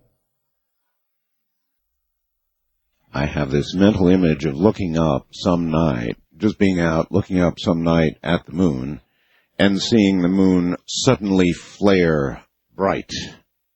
And then imagining what that means for the people on the sun side of the earth. It's kind of a lot of times in radio you've got to draw pictures with words. In the movie Core, they took I think it was a peach, and the scientist put the peach on a fork and took some hairspray and pointed it at the peach and then lit up the hairspray, and you got a blowtorch then, of course. He said, this is what's going to happen to the Earth when the magnetic field collapses and we get hit. And, of course, it turned it into nothing more than a burnt peach pit. So that is really, in essence, what you're talking about. I mean, people are going to get fried alive. What does it mean, Ed, for the people that are on the dark side of the globe when this happens? In other words, are they saved from this, or given a reprieve, or what? I think what happens is that the Earth actually undergoes the way we've outlined it, as the way my team has outlined it, is the Earth actually undergoes a wobble and a tilt, and that happens just prior or with this particular solar event. In fact, the event seems to be concomitant with this passing space body, this large gravitational body. So when the Earth, when there's an axis shift, that may happen just prior to these series of kill shots, the Earth becomes sort of like a rotisserie. You don't want to be in the direct line of these protons coming down to the deck. That's why I think these areas are marked out by crop circles. They generally appear to be in the northern latitude, a few in the south, Australia, but most on a line. I've got it detailed in our DVD on a line that goes through Russia, Poland, all the way up to southern Finland, and then through the UK, and right through lower Alberta. All right, well, the implication of this, Ed, would be that those who are watching over us or watching us, those in the UFOs, if you will, are actually benign and in the end helpful, but if they're really out there and they really have all this incredible ability and they're warning us with these subtle, and they are kind of subtle. I mean, why not say, stand here not to get roasted, but instead there are these beautiful designs. So why not prevent this roasting in the first place? Do they have that kind of power or they don't? I think they're working within this, the idea of a prime directive where they can't interfere, but they can pose, in terms of carrot and stick, they can propose carrots in the form of a conundrum, a puzzle to be solved. That's why I think these consciousness tools, the ones that I'm talking about here, in our era, remote viewing, are really an evolutionary step, because we can see the meanings of things that one might think is alien. We don't associate crop circles with anything other than aesthetics or nonsense. Because they're not utilitarian. We can't do anything with them. We don't understand them, so what the heck? How much, what is your confidence level in the meaning of these crop circles now? 100%. 100%. Well, you've never been one to downplay your accuracy. You asked me personally. Yeah, that's right. No, you asked me personally as an individual. I'd stake my life on it, so that's what I would do. I might die because I'm wrong, but that's the choice I make. When, as a military officer, as a G2 or an S2 intel officer, when the boss comes to you, the general says, "Okay, dames, which way are they coming?" Yeah. You don't say, "Well, sir, it looks like they may be flanking us to the north, and then on the other hand, they may be cutting off a logistics tail and then a head-on." And he already knows all that. You don't do that. You have to put it on. You have to put your bars on the line and say they're coming this way. So that's the environment in which I grew and developed, and so I like to make really sure I'm right, but sometimes we're wrong. This time, it's so complex. All I can say is the kill shot's coming. These are the areas we think are safe, but this is what's going to happen. And the dynamics and the mechanics are unprecedented. So if I would be the first one to tell you, I don't understand the geophysics behind what's coming. Well, you have always talked and told us about the need to live underground, which would certainly, for a time at least, I suppose, be the mode that would be the safest in view of what you're talking about here. Yes? In terms of heat, yes, and in terms of the winds that would follow either a sunburst, or that's a lot of plasma pushing atmosphere around, or a real axis shift. The Earth's axis shifting, and there's a time delay, and we talked about this before, winds picking up to 300 miles an hour. Those two things, it would be advantageous to be underground or in a cement bunker or something, or in a slot canyon that would protect you. from heat and wind for a period of a few weeks. And allow you to live on to this wonderful Mad Max world, where, well, like in all the movies we've seen, everybody fends for themselves, and people are on motorcycles with machine guns and ray guns and all kinds of things. Where there's life, there's hope. Well, eternal, yes. I guess. Yes, I suppose so. These are such dire predictions. They would almost seem to collide with or eclipse even, what's written in the Bible about the way it's all going to come to a conclusion. What about that? I mean, no, I think it's pretty consistent in terms of Armageddon and apocalyptic predictions and prophetic visions that the prophets have had. It's just that they had no way of putting them in. I'm faced in these days and times in a technical environment with the difficulty of describing geophysically what we're seeing, even going to the experts and having them try to interpret our data for us. You can imagine what the biblical prophets thought about something like television, which we now know as remote viewers is the false prophet. So that's what biblical prophets called television. They said there's something out there that paints a false picture and sets the stage for the Antichrist, and it's the false prophet. Well, it turns out to be television, of all things. Television is the false prophet. Well, I can go along with that. I mean, when you remote view that term, that topic, we call this a topical search in my business, where you take an idea and instead of a physical thing. Yes. And you look at all the associative, tangible, intangible ideas. They're all remote viewers produce in vis-a-vis that particular English search term, the false prophet, a television. I watched a cleaning lady the other day with a big smile on her face, holding up a check for $100 and something million after taxes, that she had just won this incredible mega lottery. And I was happy for her, but, at that moment I thought, how come nobody ever stands there and says, hi, I'm Ed Dames, and I just won $140 million after taxes because I remote viewed the number? I'll give you a three-part answer to that. One, yes, we can win lotteries, okay? Yes. Two, I just got back with 8 remote viewers who, in 106 degrees, were digging for the remains, 25 years of remains of a 12-year-old girl disappeared in 1979, okay? We had to do 17 remote viewing targets at an hour each, times 8, actually sometimes 2 hours each. It took us 3 months to solve this case.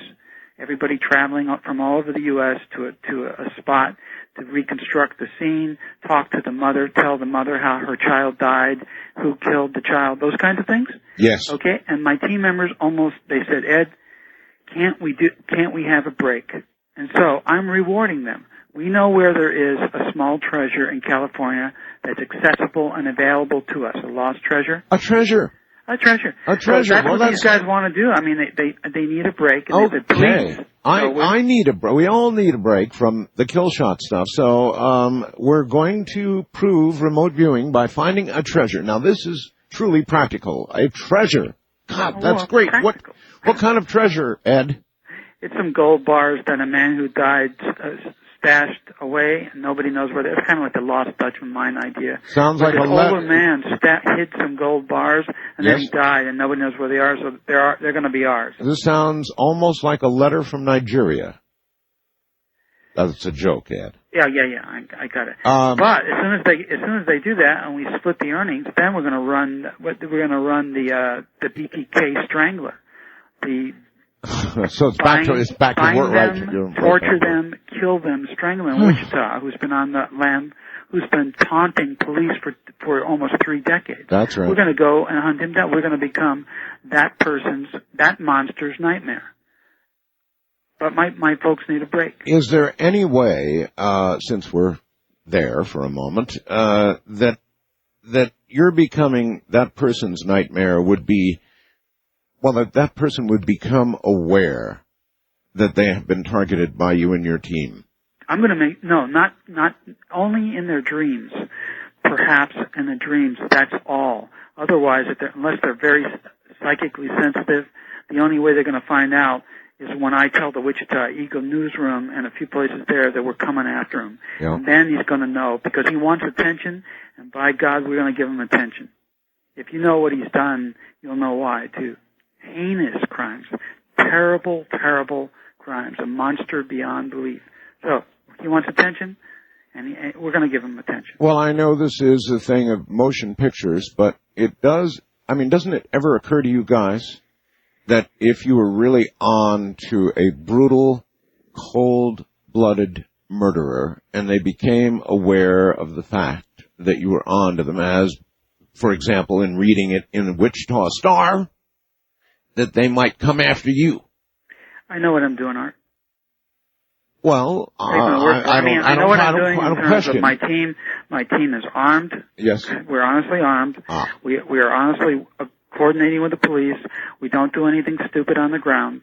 I have a backup team that does, and those of us, we're very sure where this individual will be when we move in with the law enforcement, and we know where he is all the time once we start this project. And if he makes a move toward any of us as individuals anywhere geographically, we're going to know he's on the move. Well, I don't think it's out of line for me to suggest that as a real danger. I mean, you are dealing with a known cold-blooded killer. And if the killer were to read in the newspaper that you were monitoring his every move, and he believed that, that's all that would need to be, that he would believe it. He would come after you or your team or whatever. That's easier said than done. Anyway, it's totally easier said than done. We run the same thing with terrorists. It's part of the job. Any police officer, the police officers go public and say we're after you, so that's a threat there. But this time it's different. We're a real combat multiplier. We are going to be able to get the goods, just like we did on this little girl's murderer.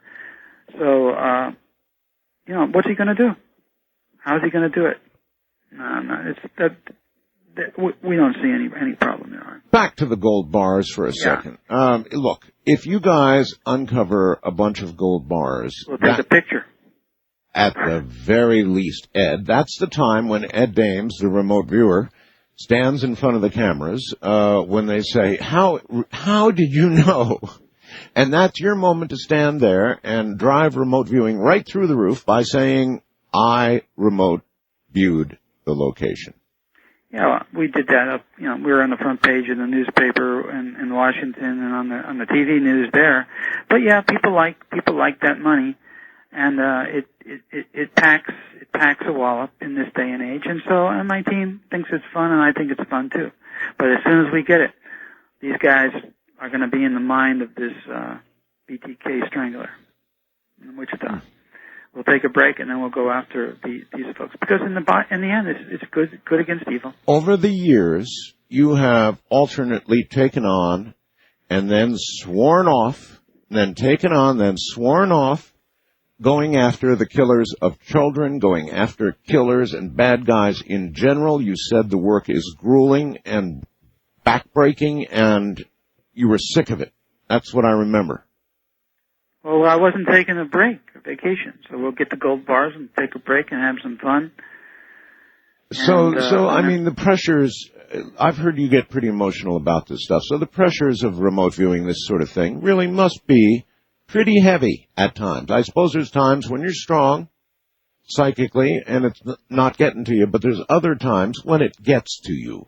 Listen, this is a noble tool, and I think hunting serial killers and child killers is a noble use for a noble tool. I think the Killshot, looking at that and preparing people psychologically, they can do what they want afterwards. But on your show, there's a big audience there, and it gets the word out. So even psychologically, truth, people have a truth button, and they can smell a snake oil salesman, and they can choose for themselves what's real and what's not, what's true and what's not.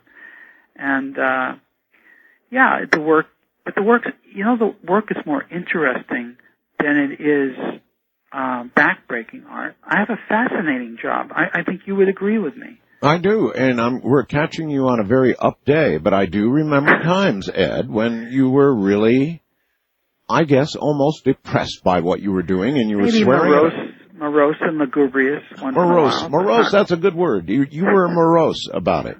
I'm sick of this stuff. I'm sick of getting in these guys' minds, that kind of thing.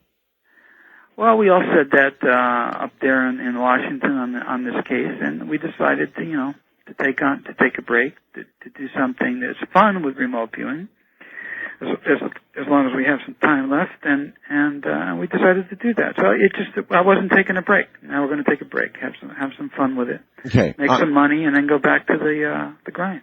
Well, that'll be a headline grabber for sure, and people like that. That'll happen pretty soon. I mean, you're in control of the timing of this, right? Yeah, we begin the project in about 3 days. It should take us no more than 2 months to actually drive up, grab the stuff, take a picture, and go. The one subject that has drawn more moments of silence as I've done interviews with remote viewers has been when I asked about remote influencing. And that, of course, the ability to influence somebody else's mind from a distance, or even influence a material object with your mind, whatever. Remote influencing. I've asked remote viewers about it, and they all get quiet for a moment when you ask them whether it's possible or not. There are 2 remote viewers, I won't mention their name, former military types that foisted this on the public. And they said that we actually did this in practice. It's beyond embellishment. It did not happen. Can it be done? Yes. Can it?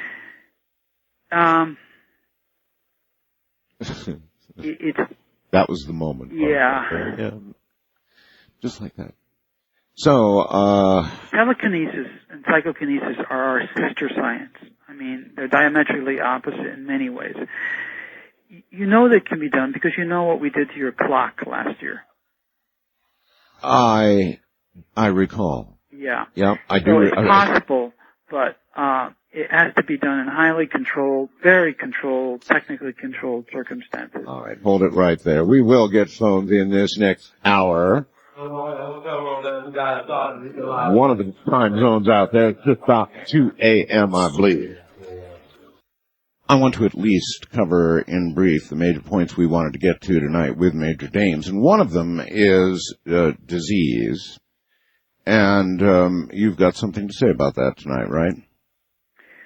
Well, I've been mentioning for years, Art, that again, beginning back when I was training officer of the military unit, the military spy unit. Yes.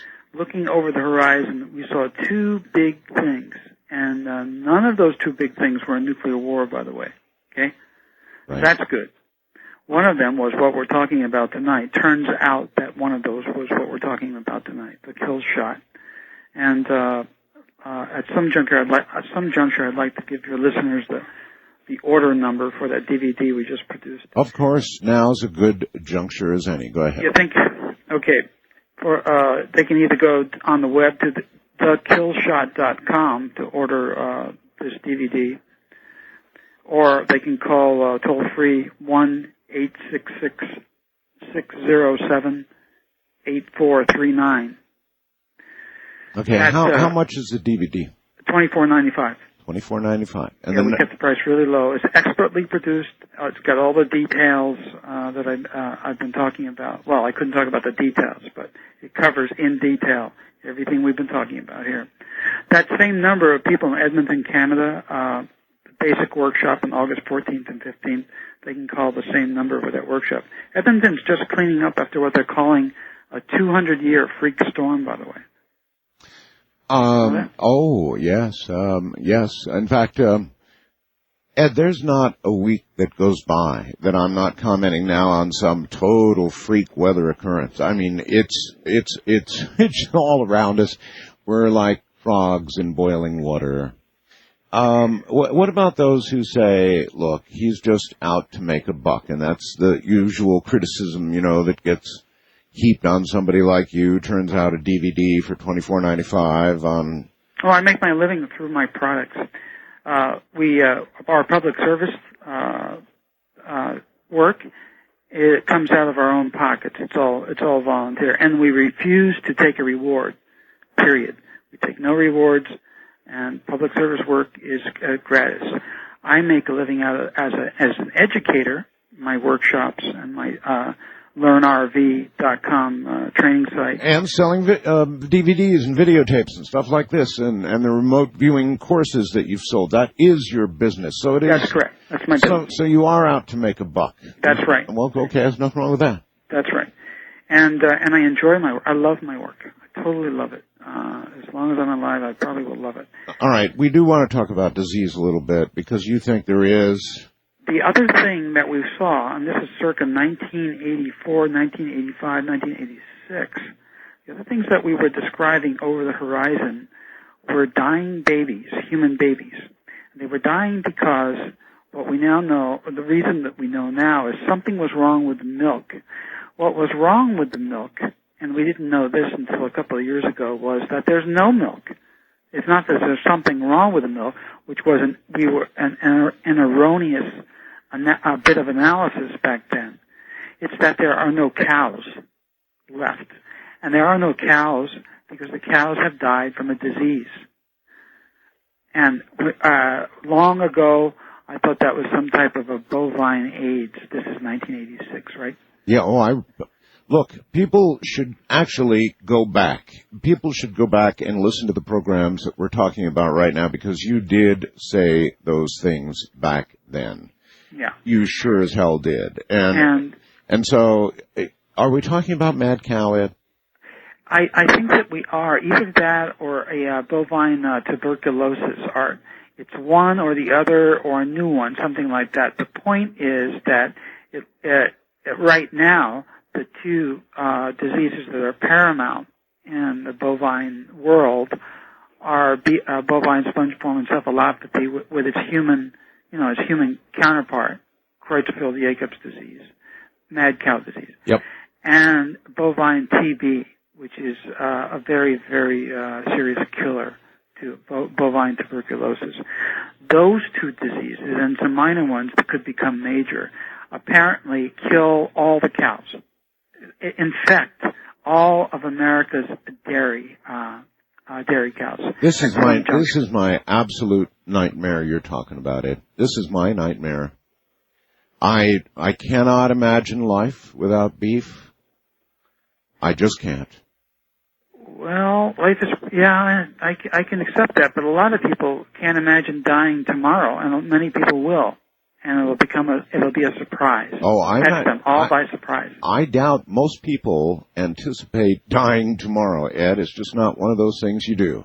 But many people will. Many people will keel over from a heart attack. They'll get in a car accident or something else like that. Sure. Life has a beginning and life has an end. Sure. For all of us. Sure. So, but we don't imagine it because we don't think about it. But I'm telling you now, lots of babies, human babies, are in trouble because all of a sudden, we will find that most of our herds are infected, and we won't be able to use those cows as beef, and we won't be able to use the cows to produce milk. Yeah, and for anybody who doubts what we're saying here, I'm serious when I say go back and listen to the archives many years before Mad Cow, many years before a lot of things. Ed Dames was talking about these. Now, over the years, some of the criticism that you've taken, Ed, is because, well, it hasn't happened yet. I get emails like that. You know, he was wrong. Well, they don't understand that you're not wrong because some of these things have not occurred yet, and that yet some of them have, like the shot over the bow, clearly occurred. I don't think anybody would argue with that now. What we're picking up on when we look out ahead, kind of an over the horizon time radar, when we do this with our mind is outside of time. If you think of time as the fourth dimension, then in a very simplistic way, think of mind as the fifth dimension. Mind can look down over all this broad panoply of events, and it can look out to some degree from our perspective in time, just like the prophets did. Mm-hmm. But they did that spontaneously. We do it on call. It takes us a long time and a lot of work, but we do it on call. We look out ahead and we look at the big things first. Yes, we could look at new technologies or the form that what we used to call a computer would take in the future, all that kind of stuff. What do advanced deep space propulsion systems look like? What does all that look like? We could see that. But what we're focused on is, oh my God, look at that type of thing? Sure. Big spikes ahead, bridge out ahead type of thing. And those two biggest things for us, as both a trained military team and a very advanced civilian team now, advanced because the training techniques and have been improved and all of the bugs have been worked out. What we're seeing is no cows and no beef and no milk and dying babies because of that. That we were looking at clearly in 1986. All right, here we go, Ed. First time caller line, you're on the air with Major Ed Dames and Art Bell. Howdy. Good evening, gentlemen. Good evening. Where are you? I'm in Salt Lake City, and my name is Mike. Okay, Mike. Pepper Major Dames with a question. Major Dames? I'm here. Can you hear me? I certainly can. Okay, Major Dames. Weren't there records, crop circles in the late 1800s? Yes. Well, then, how could that be an American military project? He didn't say it was. Oh, I thought you said it was a military project. No, he did. Well, did you, Ed? You didn't say that. You clearly indicated these were done by other intelligences. I said another agency. Whenever I use the term agency, you confused him. Yeah, you confused the man. You meant... I meant they're alien in nature. In the broadest sense. Agency in the very broadest sense. Yeah. So there you have it. Wild card line, you're on the air with Major Dames. Hello. How you doing, Art? I'm doing all right, sir. My name's Steve. I'm calling from Midland, Texas. Yes. And my question to your guest was about the Killshot. Mm-hmm. What would happen, per se, if we were in a solar eclipse and the Killshot would happen? Would the moon shield us, or would it be just like a shotgun sending us tons of fragments? It'd be like hitting the lottery is what it would be, right, Ed? The Killshot is a series of solar flares, a staccato series of solar flares. If the moon were there and it would be an eclipse, remember, it takes, even with protons moving 1,000,000 miles an hour, it takes a little while for them to hit the Earth, too, and they're spread out. We have a very good diagram on Art Bell's site tonight about what that looks like. So the moon's not going to be in between that big blob. Think of a lava lamp. He was hoping for some miracle shield. Yeah. Probably have to pray for that, or pray for guidance and see what pops out of that. East of the Rockies, you're on the air with Major Ed Dames. Yes, thank you, Art. You're welcome. Major Dames, I like you. I'm one of the people that follow your predictions and things that are going to happen. I've seen a lot of them come true. Recently there was a report of blight out in Wichita, fungus on wheat. Yep, that's right. You had mentioned there would be some kind of big event of UFOs or something from space. We had that in Mexico about the time you mentioned it would happen. We've had a lot of space debris, meteors falling to Earth. Does this have anything to do with Planet X? I don't know. I don't know. All I'm looking at is events. Things are happening too fast right now, and all I'm looking at is those events. And by the way, when you say you like me, you don't know me. I could like be somebody. I'm not really a nice guy. I sound nice on the radio, but you don't know me, so you really don't know if you would like me or not in person. Look, Ed, there's plenty of people who hate your guts. Go ahead and take the like stuff when it comes along. It's rare enough. You tell it like it is. You know why I say that, Art? Because I'm beginning not to trust anybody. From what I've seen, this is how jaundiced I have become from seeing these child killers. So that's why I say that I don't trust anybody after what I've seen. The person that killed this little girl, everybody in the community trusted, and the person that for 25 years was harangued by the law enforcement and moved out, everybody was suspicious of too. So what, you know, I have a good friend who tells me every day he likes people less and less and likes his dog more and more. Yeah, there you go. West of the Rockies, you're on the air with Major Ed Dames. Hello.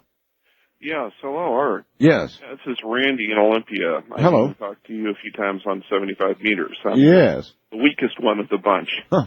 You're always telling me to put more fire to the wire. Yes. Anyway. Ed, how are you doing this evening? Probably better than you. I'm back in Polynesia. There you go. Well, I have a question that I'd like to ask you, and you've indicated that after quote unquote the dust settles, that an alien race will be around. Another race. Another race, right? Well, that's very well worded because of what I'd like to ask. I'm assuming that it's not going to be Billy Escocius or the Greys. No, they look humanoid. They look a little bit... Exactly. I'm thinking what I've been getting is it's more than likely to be Australosapiens or the Nords. Would you concur with that? Or are no, I wouldn't, because I've never looked at and investigated using our specialized methods and techniques what those things mean, the Nords or I don't know. Okay. What we do is look at what's there. We describe what's there, and we don't give a name to them. They're human looking. They're a little bit sturdier and have more rugged features than we are, but nevertheless, yeah. Right, like they have been through a lot and have had a tough time themselves. I have no idea. We haven't pursued. We've been too focused on this time right here, rather than go forward and do a study on them. Having said that, however, I am very interested in contact. So that would be nice to be. That's one of the reasons why I'd like to hang around. I'd sure like to be able to be part of contact. Coffee with those folks. You know, be part of contact. Yes, caller. Yes. Anything else? Yeah, I did have one other question anyway. A person just having at least maybe 5 feet of earth berm all the way around them and enough of a water supply, and that could last being hold out, say, for a month or two. And what would be the duration of the successive shots? All right, that's a very good question. In other words, Ed, I understand. I think that 5 feet, if you're in the wrong place, is not enough.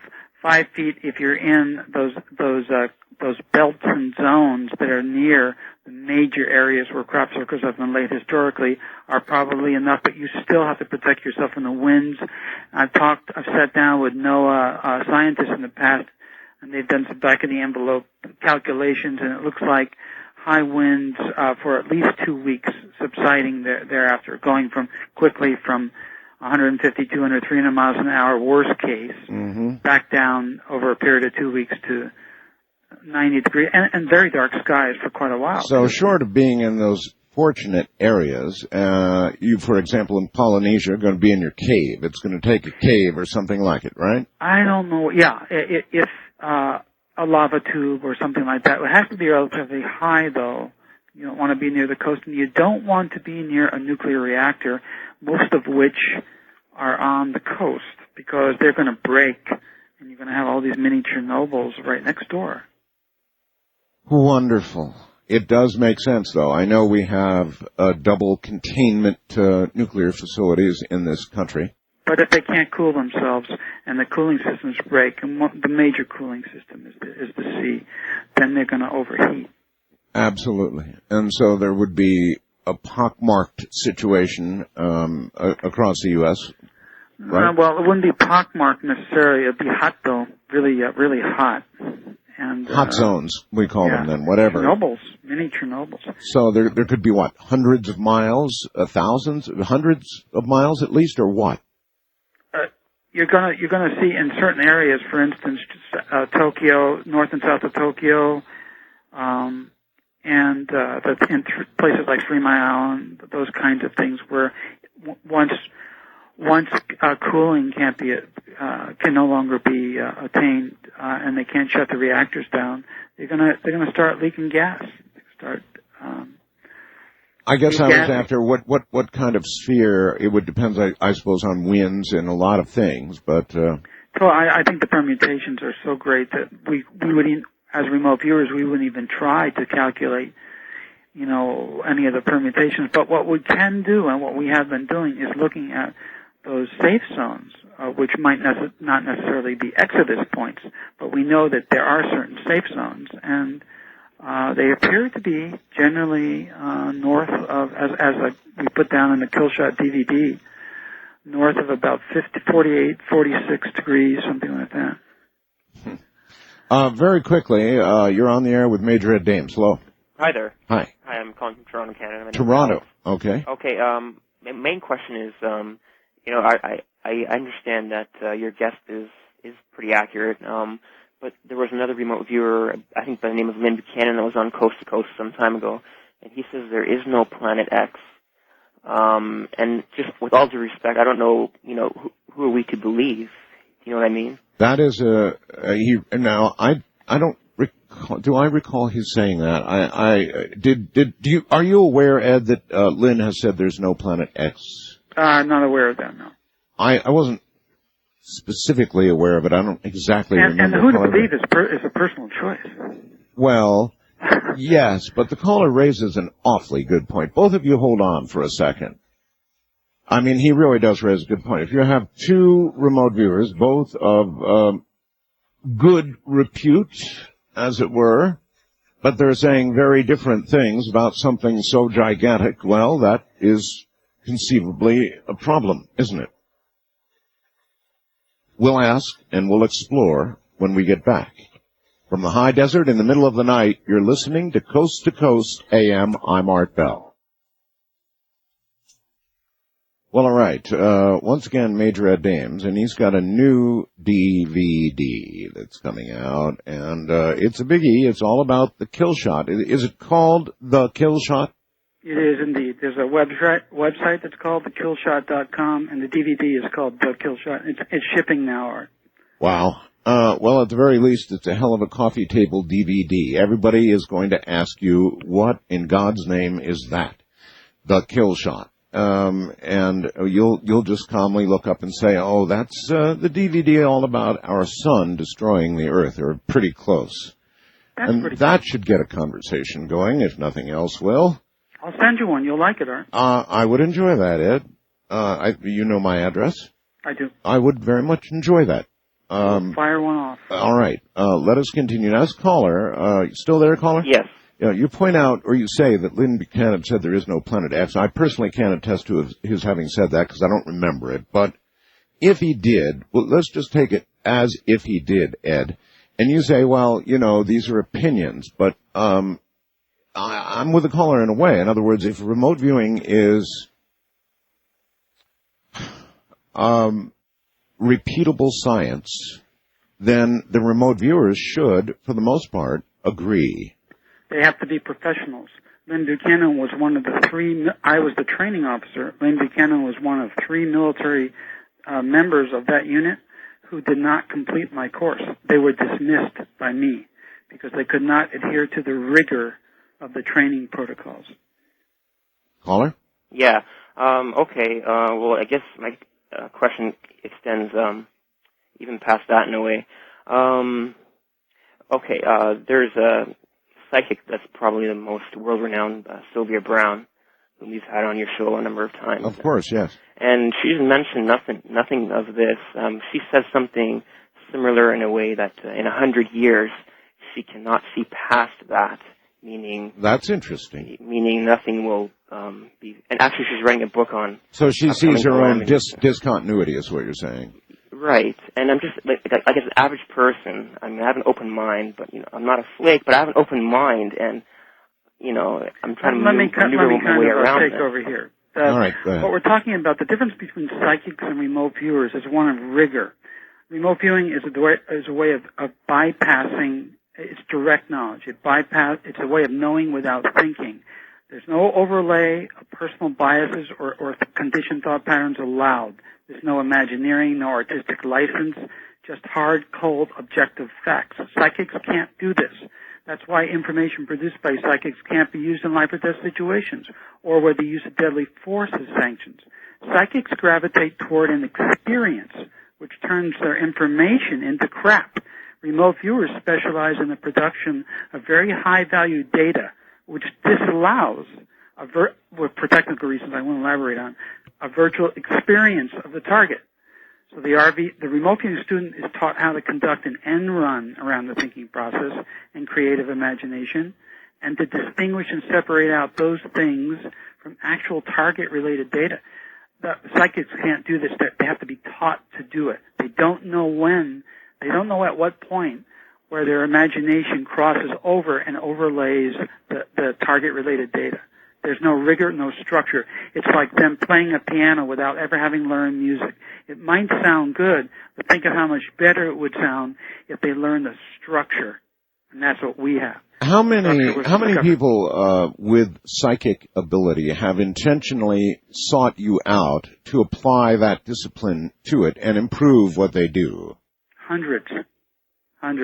But I've only accepted into professional programs less than, say, 30. Because many psychics have really big egos that they cannot set aside. I have a big ego, but I know how to set it aside when my pen hits the paper and I go into this very alert remote viewing state. I can strap the ego back on when I'm done.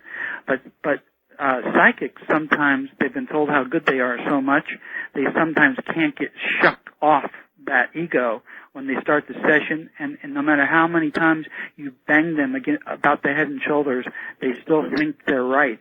And that's the problem. They're thinking, and we are not allowed to think during a session in remote viewing. I don't get a lot of emails saying, gee, Ed ought to get some self-assurance, little ego, I don't get a lot of those. Right. It's both arrogance and confidence, but all of that is still ego, and it has to be out the door when you do a session. All right. First on caller line, you're on the air with Ed Dames. Yes, greetings, Art and Ed, and it's another great show. Thank you. Yes.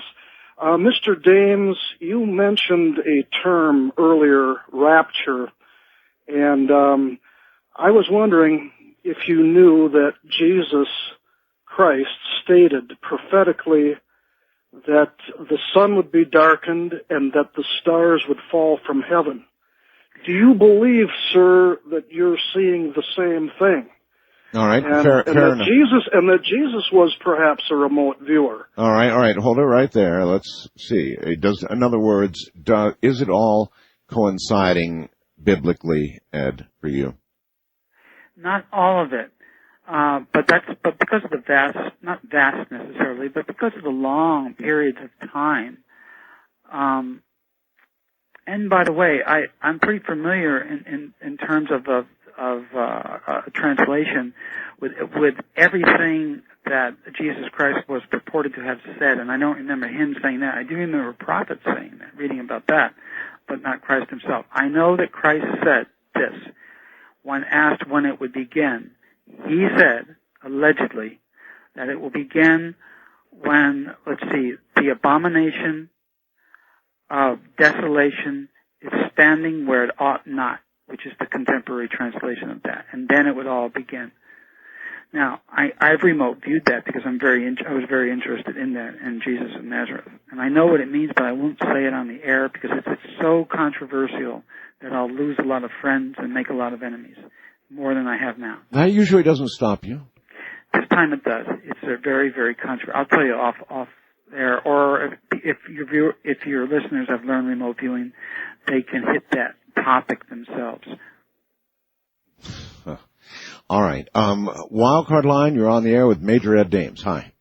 Hi, Art. This is Ed from Berlin, New Mexico. Hello. Ed, what is the possibility that it is not the space shuttle being involved in this precursor event, but the space station? Oh, what an interesting question. That's a great question. It is a possibility. The best sketches that we have, the majority of the sketches are the shuttle. The majority of them are the shuttle. But couldn't you be seeing the shuttle on a mission to rescue those people in the station? Yes, we can. it could be that indeed. The best information we have is that the shuttle's up there by itself when it comes down. That's all. And the causative agency is this meteor shower. Is this a regularly scheduled meteor shower? Sounds like a silly question, but we do have regularly scheduled meteor showers. Is it a larger event?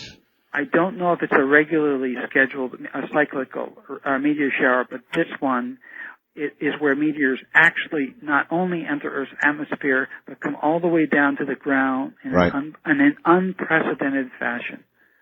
And I'm not talking one or two.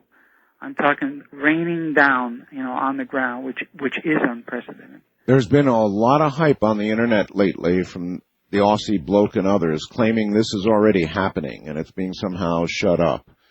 East of the Rockies, you're on the air with Major Ed Dames. Yeah, hi, Art. This is Bob in Houston, Texas. Hi, Bob. Hi.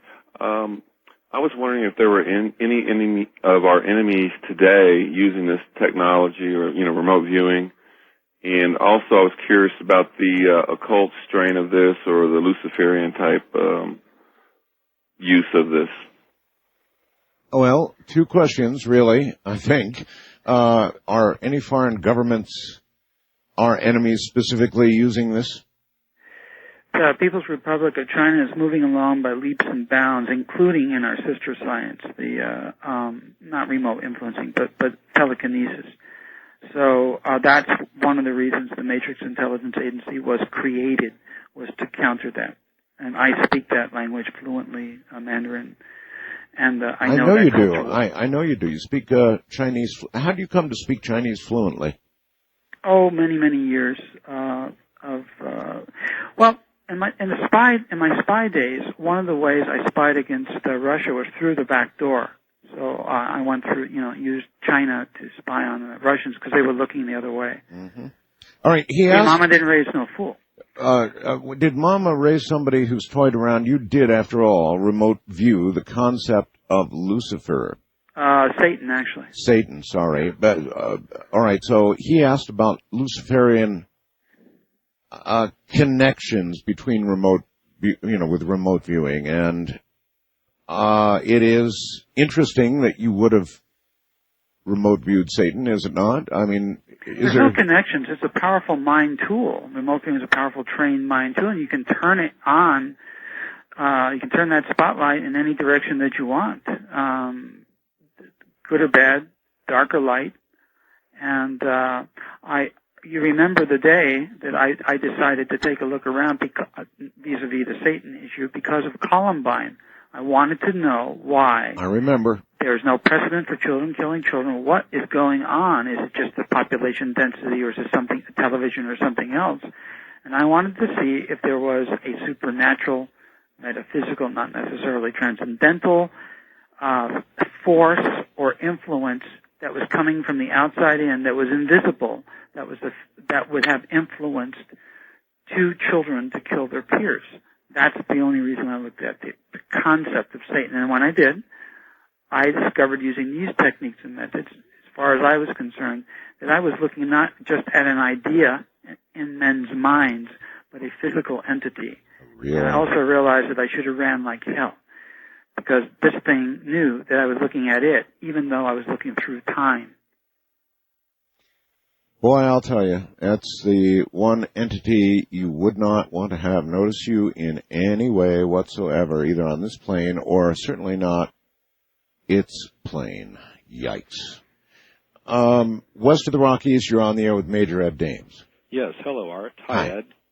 This is William from Portland. Hey, William. Hi. I have two questions, if time will allow, please. We'll see. The first one is, a few years back you spoke of a canister coming from space that would bring a fungus to Earth that would destroy most of our crops, Ed. Do you remember that? In Africa, over Africa. I was wondering, over Africa. The Wild 2 comet that's being explored by the Stardust probe is sending a canister back, I think, in 2006.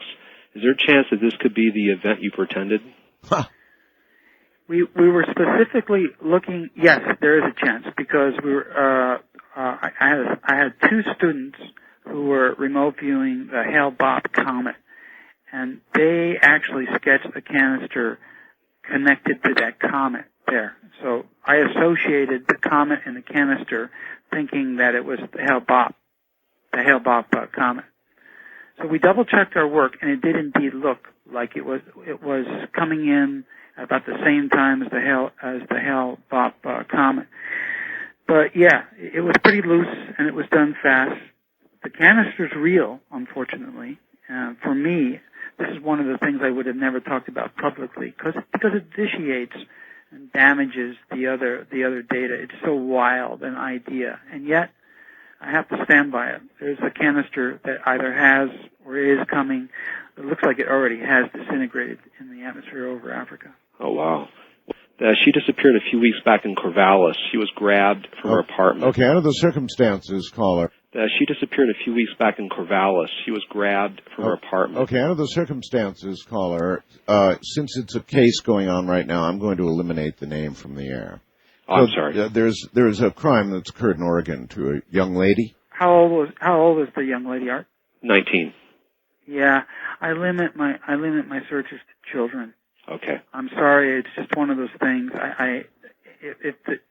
Is she on the National Center for Missing Exploited Children? Yeah, it's a national case, and the police are totally stumped. She was picked up. But is she present as enlisted on the National Center for Missing and Exploited Children's site? I without it being adult. Yeah. Yeah. See, I'm really sorry about that. But I understand. It's just because I'll tell you why. Adults can make choices, and even if they've been abducted against their will, it's worse when you abduct someone who is innocent and has never had a chance to make a choice, has never had a chance to be kissed, has never had a chance to do anything because their parents have told them what to do. That's innocence. Yeah, your resources are very limited too, I know. Really limited in our work. It took us 2 months just to find the location of this child that we just were on the ground with. Now, what kind of alternative is it for someone like that, Ed, to himself try to acquire the skill of remote viewing, or is a project of that magnitude, finding somebody like that, should only be put in the hands of an entire team of remote viewers so that you go to 100% assurance, which you tell me a team can achieve, right? Right. It takes, for something like that, you need a team of viewers that has been trained in the classroom about 120 hours plus a year of experience. Somebody like that can do the project themselves. As a team, they can do it very much. The whole is greater than the sum of its parts, so it goes very fast.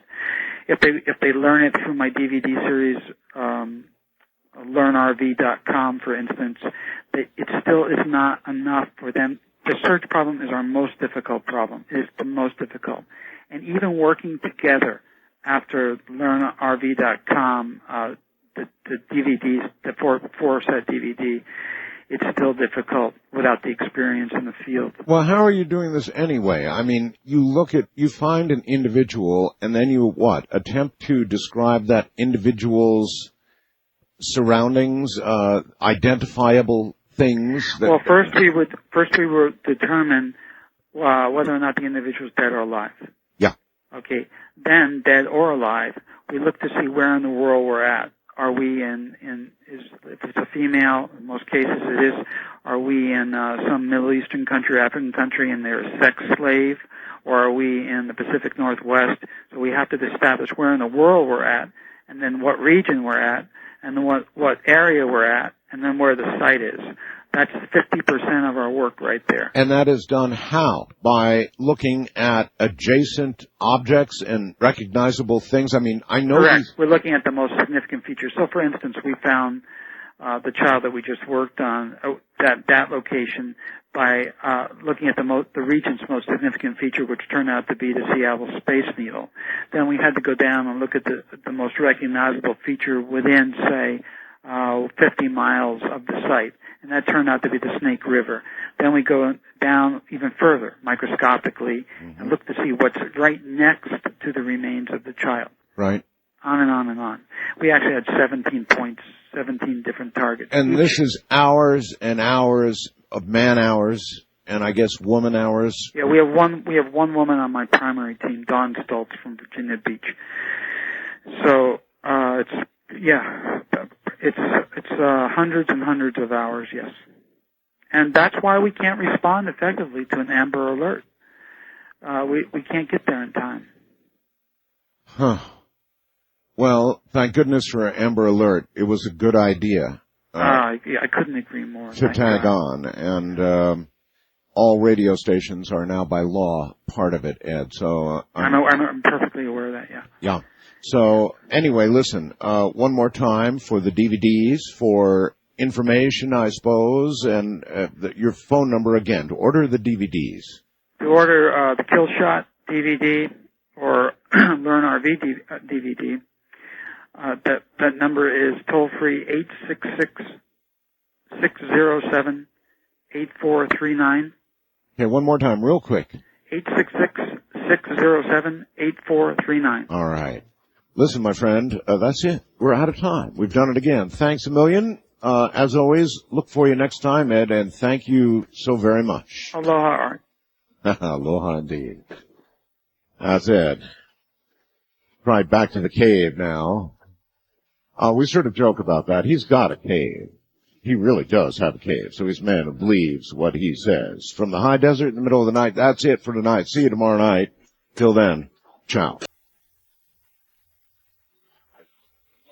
From the high desert and the great American Southwest, I bid you all good evening or good morning, wherever you may be across this great land and actually beyond. From the Tahitian and Hawaiian island chains, bringing on visions of trade winds, sun,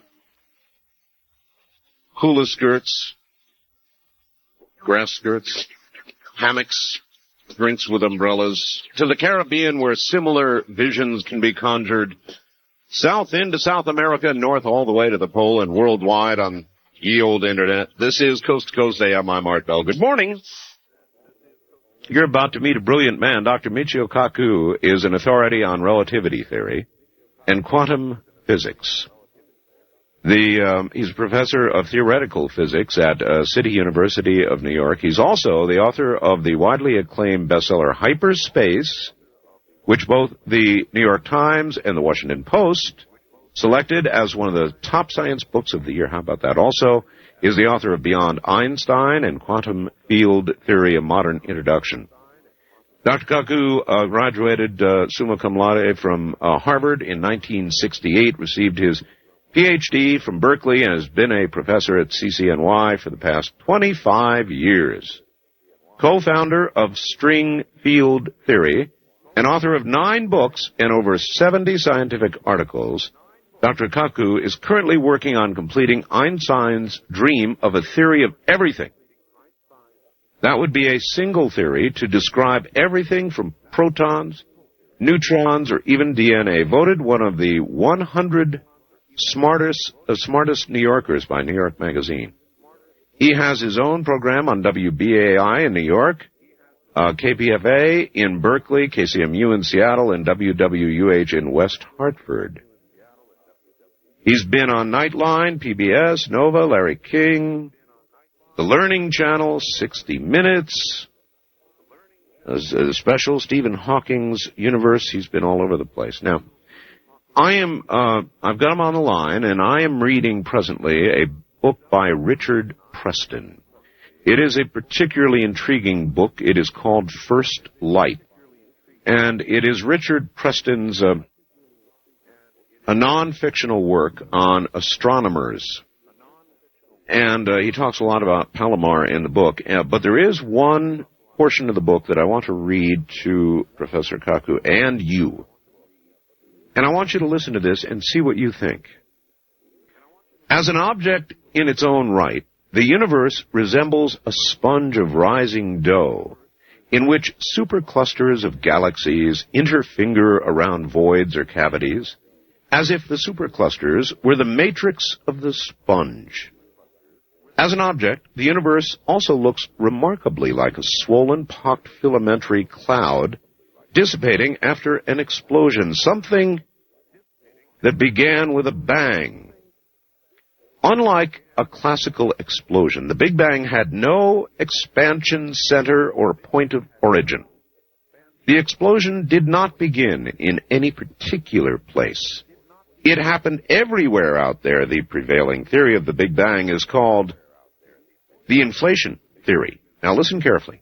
According to this theory, at the moment of the Big Bang, the observable universe, all of the matter that makes all of the galaxies, occupied the volume of a space smaller than a quark, which is the smallest known subatomic particle. The matter in the Milky Way occupied that space, along with the matter that makes up most of the distant observable superclusters and quasars. During the Big Bang, now listen, this microscopic, tightly compressed region of space, smaller than a quark, suddenly inflated into an unimaginably hot object the size of an apple, which has been expanding at a more leisurely rate ever since, until it has evolved into the present-day universe. A cold vacuum, speckled with glowing follicules of matter. The universe may continue to expand, or it may not. The galaxies may leave each other, or they may not. The explosion that created the universe happened somewhere between 10 and 20 billion years ago. A radio telescope can hear a faint whisper of the creation. Radio telescopes can collect a signal from an event that occurred about 250,000 years after the Big Bang, when the universe consisted of a dense, hot gas. As the gas expanded and cooled, the entire universe released a sea of orange light. The light has not disappeared. It is still arriving at the Earth, streaming out of the early universe from every direction in the sky. The orange light is now so deeply red-shifted, coming, in other words, from so far away, that it appears as the microwave background radiation, a surface of microwave emission visible all over the sky. It really is a surface. Astronomers call it the surface of last scattering. The creation is visible out there. The distance from the Milky Way to the absolute horizon of our knowable universe is somewhere between 10 and 20 billion light years. Though nobody is quite sure of the precise distance, but somewhere out there lies an image of the beginning of time beyond which nothing, in principle, can be seen. A telescope, in other words, cannot look past the beginning.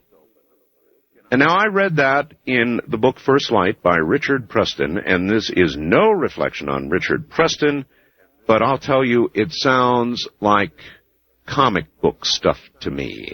Professor Kaku, welcome to the program. Glad to be on, Art. Well, how does that all sound to you, Professor? I mean, it reads like something the size of a cork, expanding and then becoming all we know with regard to matter for as far as we can see out to 15 or 20 billion years. I don't buy it. Well, that's the standard Big Bang theory. However, I think Mr. Preston probably simplifies it a little bit too much because there are a lot of mysteries that are still unresolved. For example, the question of dark matter. You probably heard there's been an enormous amount of excitement among astronomers about the fact that we really don't know what the universe is made out of. 90% of the universe is made out of a substance that does not fit the scenario given by Mr. Preston. It's called dark matter. And the Hubble Space Telescope, in fact, has given us perhaps the most detailed, indirect evidence that there is an invisible substance out there in the universe which has gravity but is invisible. So theoretically, if you dropped it on your foot, you'd feel it, but if you held it in your hand, it'd be invisible. And perhaps 90% of the universe is made out of this stuff. And that dark matter will eventually determine where the universe is going to go in terms of what's going to happen billions of years from now, when the universe may either come to a big crunch or into the big chill. And the recent astronomical evidence, by the way, indicates that we're going to go to a big chill, that there's going to be a big freeze out there, that the universe is going to continue to expand perhaps forever, okay, which, of course, is kind of disheartening. But that's the latest astronomical data. So there's a lot of gaps that we still have within the scenario that still have to be filled. Okay, I don't understand what dark matter is. Well, you see, we once thought that the 100 chemical elements that you learn in high school chemistry, hydrogen, helium, lithium, it all sounded so neat and tidy that the whole universe consists of 100 elements, going up to uranium, for example. However, when we look in the skies, we see galaxies spinning around, and in fact, they spin too fast. They spin so fast, even our own Milky Way galaxy spins so fast that they should come ripping apart. They should be unstable, according to Newton's laws of motion. All right, and the theory is that this dark matter holds them together. That's right. That there's an invisible halo around the Milky Way galaxy and around all other galaxies, which gravitationally holds the galaxy together so it doesn't fly off. And it basically means it's the reason why our Milky Way galaxy is still an intact galaxy after all these billions of years. All right, somebody wrote to me right away before you even got on the air and said, please do a show on gravity. Would you please explain to me what gravity is? We really have no idea. I mean, we know what a magnetic field is here on Earth, but what the hell is gravity? Well, in my book, Visions, How Science Will Revolutionize the 21st Century, that's my latest book, I lay out how science may progress within the next 100, 200, 300 years. And I think one of the big stories will be that within the next 10, 20 years, we may figure out precisely what gravity is. We had many, of course, theories of gravity. Newton said it was a mysterious force that bound things together. But that begs the question, then what is this force? Einstein comes along and says that gravity is an illusion. It's the bending of space, that space itself bends, and that's why we have this thing called gravity. The latest theory is called string theory, okay? And that's what's caused all the excitement within the last few years. And we now believe that gravity may actually exist in 10-dimensional hyperspace, that there are more dimensions that can be bent, unseen dimensions that exist all around us that may give us the Big Bang and give us the understanding of what gravity is all about. And the latest incarnation is called M theory, which exists in 11 dimensions. If you read Scientific American, there's a new article coming out in this month's issue of Scientific American talking about the 11th dimension. That in 11 dimensions we have maybe membranes and little tiny bags and things that pulsate, which give us the effect of gravity over the long distance. Now, this has caused tremendous excitement in the scientific community. You realize that places like Harvard and Princeton, who used to sort of sniff and laugh at hyperspace, are now awarding tenured positions to physicists who work on this theory. Wow. 2 people now at Harvard got tenure working on this theory. No kidding. 1 person at Princeton, 1 person at Columbia University. You know, when I got my doctorate and when I started to work on hyperspatial theory, people laughed and said, that's science fiction. I mean, that's something you see on Star Trek, right? Higher dimensions. That's right. Well, they're eating crow now, and now all the big Ivy League schools are desperately trying to hire young physicists who are working on hyperspace theories. Well, so we had the last laugh. All right, let me back up a few dimensions. We all know what the 3 dimensions are, but I'm not even sure I understand what the 4th would be. By definition, do we understand what these different dimensions would be like, or do we know anything about them? And if not, why not? We have a fair amount of information about these dimensions. The 4th dimension would be time, and so we have three numbers which give you the coordinates of your nose or a planet or a distant star. Length, width, and height are all that's required to locate your nose or a distant star. That's right. And then you need a 4th coordinate, time, to tell you that it's at 12 o'clock that you measured your nose, and it's at 1 o'clock that you measure the position of a star. So my nose was in a certain position at noon or 1 o'clock. That's right. And with this theory of 4 dimensions, the natural consequence of this is the atomic bomb, by the way. We now know that if time changes, this means that time and space, and everything you measure with time and space changes, which means that matter must also change. The weight of an object must also change with time, if you accelerate it, for example. Now, you can calculate how much the weight of an object changes as it moves, and it changes into energy.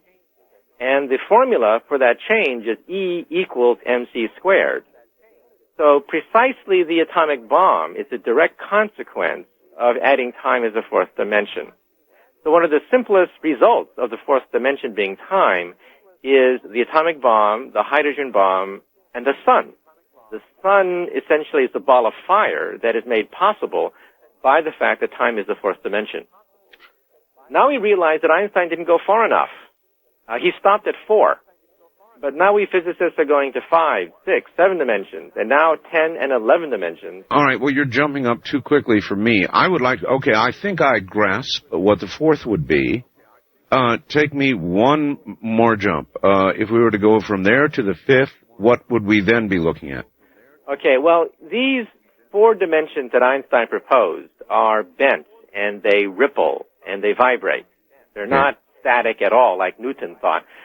Newton thought that space and time was like a stage in an opera or a play, and the stage was static, and on the stage, atoms and neutrons and protons dance, right? Right. Einstein comes along and says, oh, wait a minute, that's too simple. The stage can be curved. And if you are playing, Cyrano de Bergerac, or you're playing Brad Pitt on a stage that's curved, and you try to walk across that stage, then you feel a force tugging at you. It's impossible to walk in a straight line. And that, Einstein said, is gravity. So gravity is caused by the fact that the stage on which the actors act and dance and play and sing is bent, it's warped, it's curved. And as a consequence, that gives you the illusion of gravity. Now, let's add some higher dimensions, and let them be curved as well. Okay, and these dimensions can ripple. But wait. The illusion of gravity, I can't grasp that. Gravity is more than an illusion. If I drop this lighter, it hits the desk. Right. It doesn't stay in space. It doesn't rise up. It inevitably hits the desk. That's correct. How can that be described as an illusion? Well, the illusion is when we call it a force. Because what is force? Well, force is what makes an object move. But then that's circular, right? Well, that could either be traditionally, I think they've thought, a pull or a push. In other words, something is pulling the lighter down or pushing it down. That's right. So Isaac Newton thought of it as a pull. But what is pulling it? And Isaac Newton did not know. And I don't know either. And in fact, Isaac Newton, in his masterpiece, Principia, even mentions the fact that he does not know what pulls on objects, but he just postulates it. Now here comes Einstein, who says that the world is not a stage, as Shakespeare once thought, that the stage is warped and participates in the play. That as the dancers dance and move on this play, the floor beneath them shifts and changes and bends. And therefore you cannot walk in a straight line. And if you cannot walk in a straight line, then you have the illusion that there's a force tugging on you, when actually there's nothing pulling on you at all. The stage is pushing you. So Einstein replaced the pull of Newton, with the push of space. So the reason why an apple falls to the ground, believe it or not, is because the space around the apple is warped by the earth. And it is the space around the apple that is pushing the apple down to the ground. Well, I'm trying to grasp that. The Now, space... I'm sitting in a chair, and the reason why I'm sitting in a chair is because space is pushing me down on the chair, and Right. space is being bent by the earth. That's the part that I can't grasp. Space is being bent by the earth. That's right. If you have a play and the stage is bent and all the actors begin to move in a curved line, Yes. the stage is invisible, let's say, then you would say that there's a force acting on these actors and actresses. That's why they're moving. They're not drunk. They're simply being pulled by a mysterious force. Now, we, with our eyes, can see that they're walking on a stage, and the stage is bent, curved, and what have you, and they're not being pulled at all. They're being pushed by the floor. The floor is pushing them. See, I can't... that doesn't make sense to me. They are exerting a force. The individual dancers acting in a collective manner are exerting a force that appears to move them around that stage, That's right? That's right. It turns out that the heavier you are, okay, the more bending of the stage you make. Okay? All right. Doctor, hold on. We're going to pick up on this exactly, believe me, right after the break. I've got to consider it. Stay right there. Okay. Dr. Michio Kaku is my guest. I still don't quite get it. The only force being exerted to cause the movement is the dancers on the stage. They're the ones exerting the force that is defying either the pull or the push of gravity. Now, I've got to think about that a little bit, and I bet you do too. This is Coast to Coast AM. Here again is Art. Once again, here I am. Professor Michio Kaku is with us, and if it kills me, I am going to understand gravity in a moment. Hopefully along with you. Right back to it. Professor Kaku, I easily understand the dancers on a stage either being pulled down by some force or pushed down by some force, and that all objects are equally pushed or pulled. But somehow I can't understand the stage bending. That part I don't get. Okay. Let's assume that the stage is actually a very soft trampoline net. And that a fat person walking on the stage would make the stage sink. If the stage begins to sink because it's really a trampoline net, right, then all the other actors begin to fall toward this very fat actor. Absolutely. That's gravity. Except that isn't the way it works. In other words, a fat guy in the middle of a stage doesn't cause it to bow. Well, this is a metaphor, but according to Einstein, the larger the mass or energy is, the greater the bending of the space around it. Oh, now, so in other words, gravity is a function of mass. That's right. That I get. Then an understanding of gravity, if let's say you're correct, and it is mass, there would be no reasonably easy way to defy that force, or to cancel that force, or to come up with something that would defy gravity. Well, there have been a number of proposals to sort of get around this. Okay, first of all, it may be possible to make a trap door in the stage by which you may be able to make a hole called a wormhole, by which you can go through the trap door and then exit someplace else. Now, in order to do that, in order to actually make a hole in the stage, like in Contact, right? That's right. In fact, that's precisely where Carl Sagan, a former friend of mine who passed away, of course, that's where he got the idea. He talked to us physicists, and we work on wormhole physics. We're not sure they exist, but we have the mathematics for them. And we told them that that's the way to make contact with the vegans, not flying saucers. That's old hat. That's from the 50s. That's the old-fashioned way of going to the stars. The new way is to take a shortcut, to actually drill a hole through this stage, go through the back door of the stage, and then come back someplace else. Right. Now, the energy necessary to do that would be quite large. Fabulous. You're talking about a black hole in outer space. However, that's one of the big excitements. Since the last time I was on your show... Is a wormhole a black hole? Are they one and the same? Almost one and the same thing. It turns out that black holes, 12 of them, have now been seen in outer space. In fact, the Milky Way galaxy, our home now is known to have a black hole at the very center. Do we really? It's about 30,000 light years away, very close. The other black holes are about 30 million light years away. And now we know that at the center of our own galaxy, that you can actually see at night, the Milky Way galaxy is this long swath of light that you see cutting across the night sky, that at the center of that Milky Way galaxy, there is in fact a black hole. Well, wait a minute. You said it wasn't very far away. You said 30,000 light years? About 30,000 light years away. All right. Well, we still don't know that we can travel faster than light, so that means that to get there would take something in excess of 30,000 years. Now, that is not exactly a trip to 7-Eleven.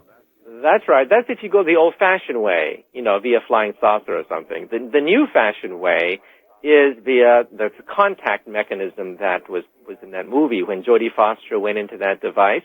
That's a wormhole machine. A wormhole machine. That's right. That allows you to build a trap door in the stage of life and drill a hole in space, open up a hole, and then go someplace else, just like the looking glass in Alice's Alice in Wonderland. So then the premise in the movie Contact was solid. Well, the mathematics is solid. The physics is still being debated very vigorously among physicists. Stephen Hawking, for example, has now admitted that yes, it may be possible to use these devices to open up holes in space and time, but the energy necessary to do this would require a civilization far beyond ours, perhaps a Type 2 or a Type 3 civilization. We'll get into that a little bit later again. Right. But right now, our civilization is just Type 0. You know, we get our energy from dead plants, not from stars. Oil is where we get our energy from.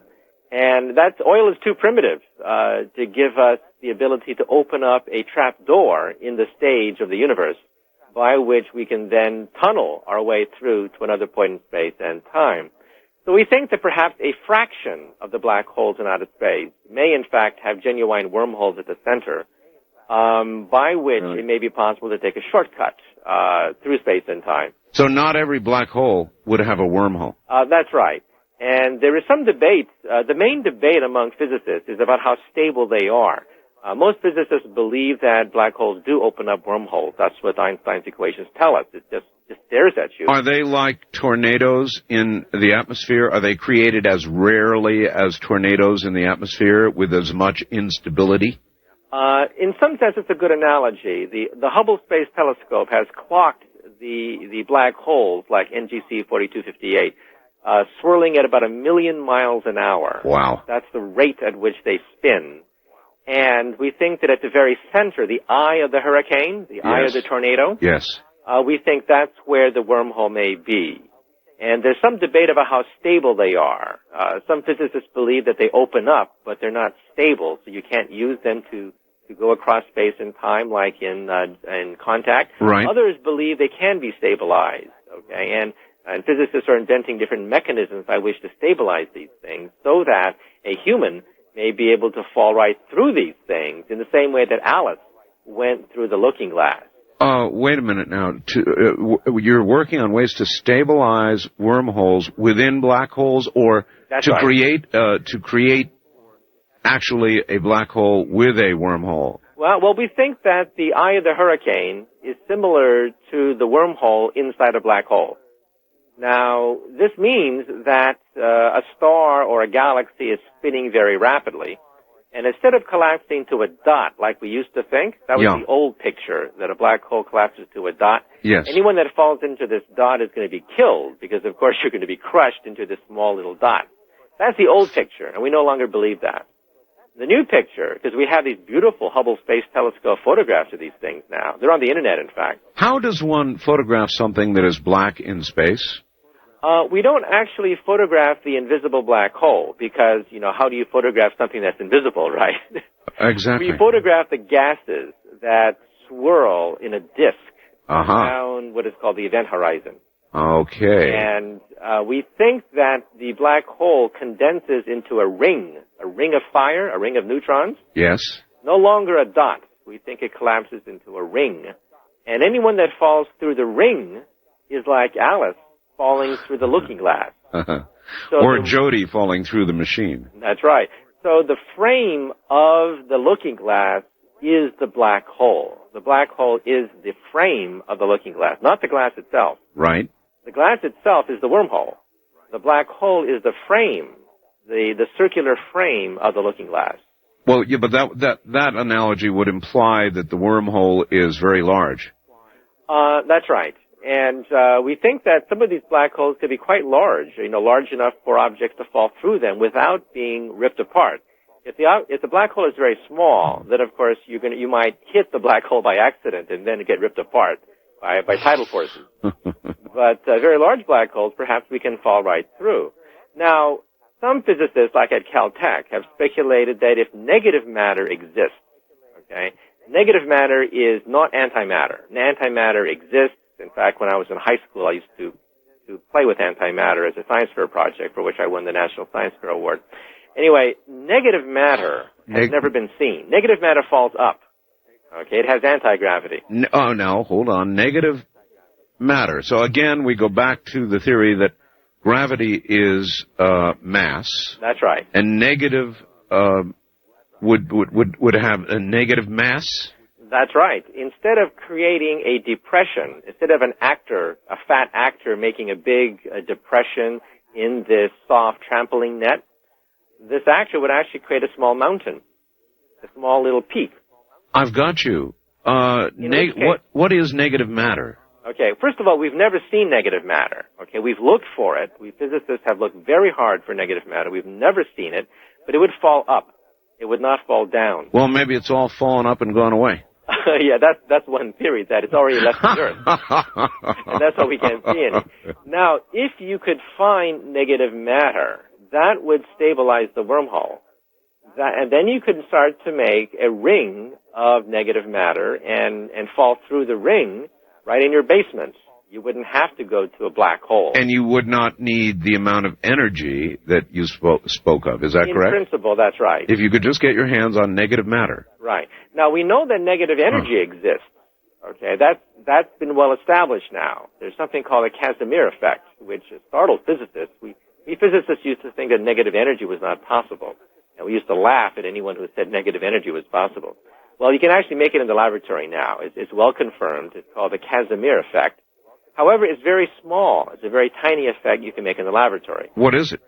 If you take two parallel plates that are uncharged, and common sense tells you that if you have two uncharged parallel metal plates, nothing happens. Correct. They're not charged. Right. But actually they attract each other, which is remarkable, even though they're uncharged. You can measure this, and this has been confirmed many times in the laboratory now, and it's called the Casimir effect, and we teach it in Are you sure that you're not measuring simply the mutual attraction of two objects of matter? Well, the gravitational attraction will be very small because, of course, these are metal plates you can place in a laboratory. Right. I understand. But and the electrical charge is zero, so there should be essentially no movement of these plates. But you can actually calculate that there's a force attracting these two plates caused by the Casimir effect. But why not presume that it is is it a force that can be calculated to be greater than the attraction from the mass of each object? That's right. It's much greater than the force of gravity. Ooh. It's much greater than the force of gravity. And in principle, it should not exist at all. Common sense tells you that two neutral parallel plates just sit there like a bump on a log. Negative energy. Yeah, negative energy. What the hell is that then? It's a quantum effect. It's an effect caused by the use of quantum mechanics.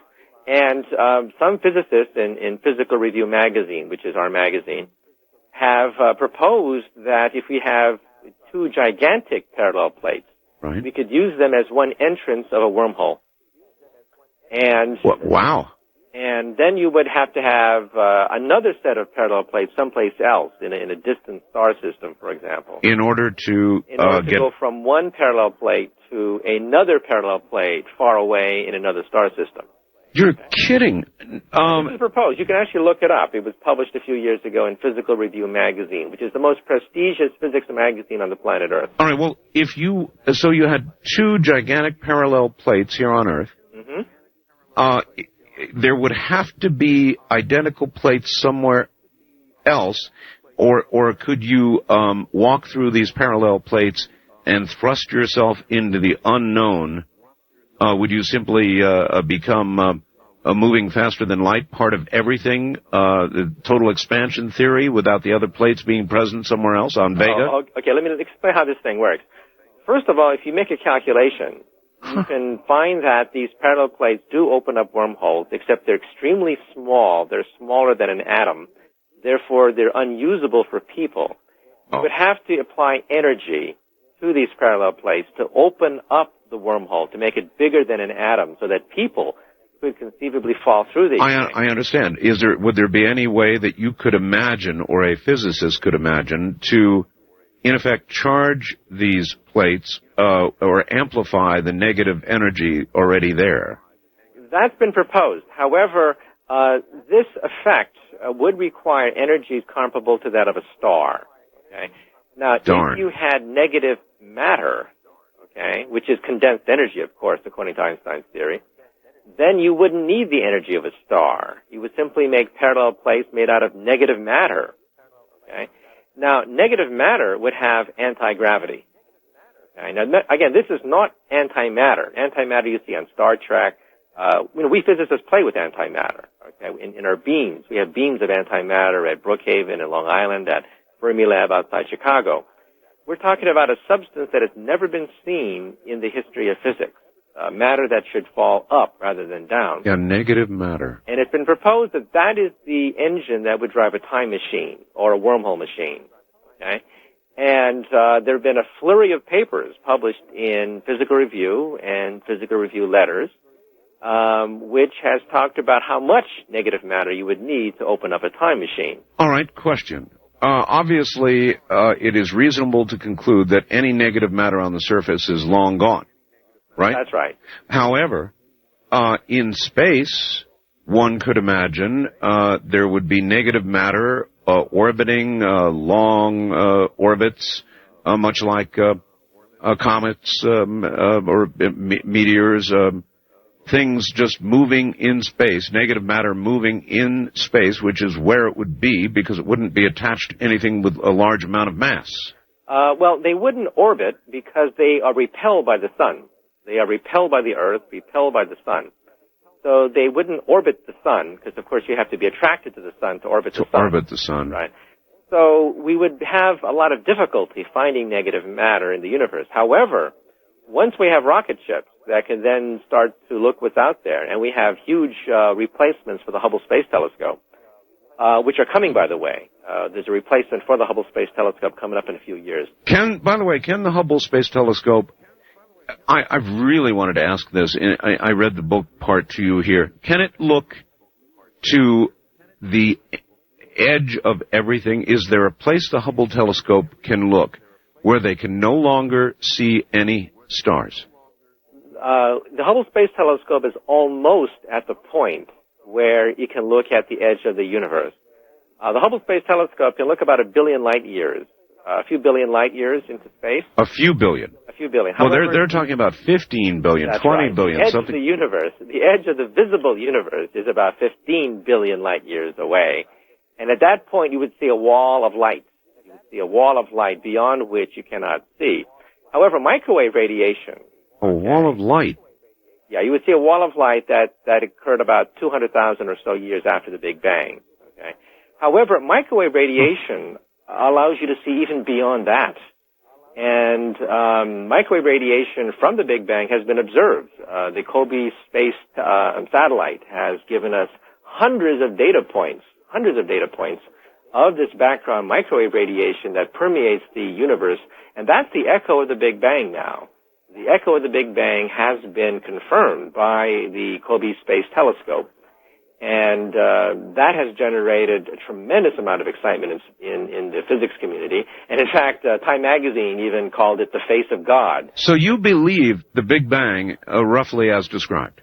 Well, I think there's a lot of incompleteness with regards to the Big Bang. We don't know what set it off, for example. Okay?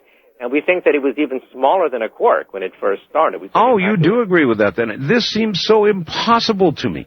I mean, this is just, you're a physics professor, That's theoretical. Right. How the hell do you explain something smaller than a quark becoming all that is? How do you explain that with science? You can explain it by talking about God, I think. But how do you explain it? Well, the experimental data that we have, okay, would take us to a few seconds after the Big Bang, okay?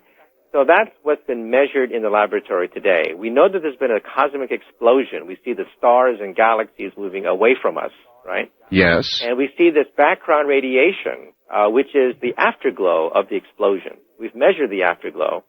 And by calculating how much afterglow there is, we can calculate the physics down to a few seconds after the Big Bang, when the universe is perhaps maybe the size of a bowling ball. Okay, when you get smaller than a bowling ball, then you start to you have to invoke the unified field theory, which is what I work on. Okay, and we think that perhaps even smaller than a quark was a string, was a very, very tiny string, and this string existed in 10-dimensional hyperspace.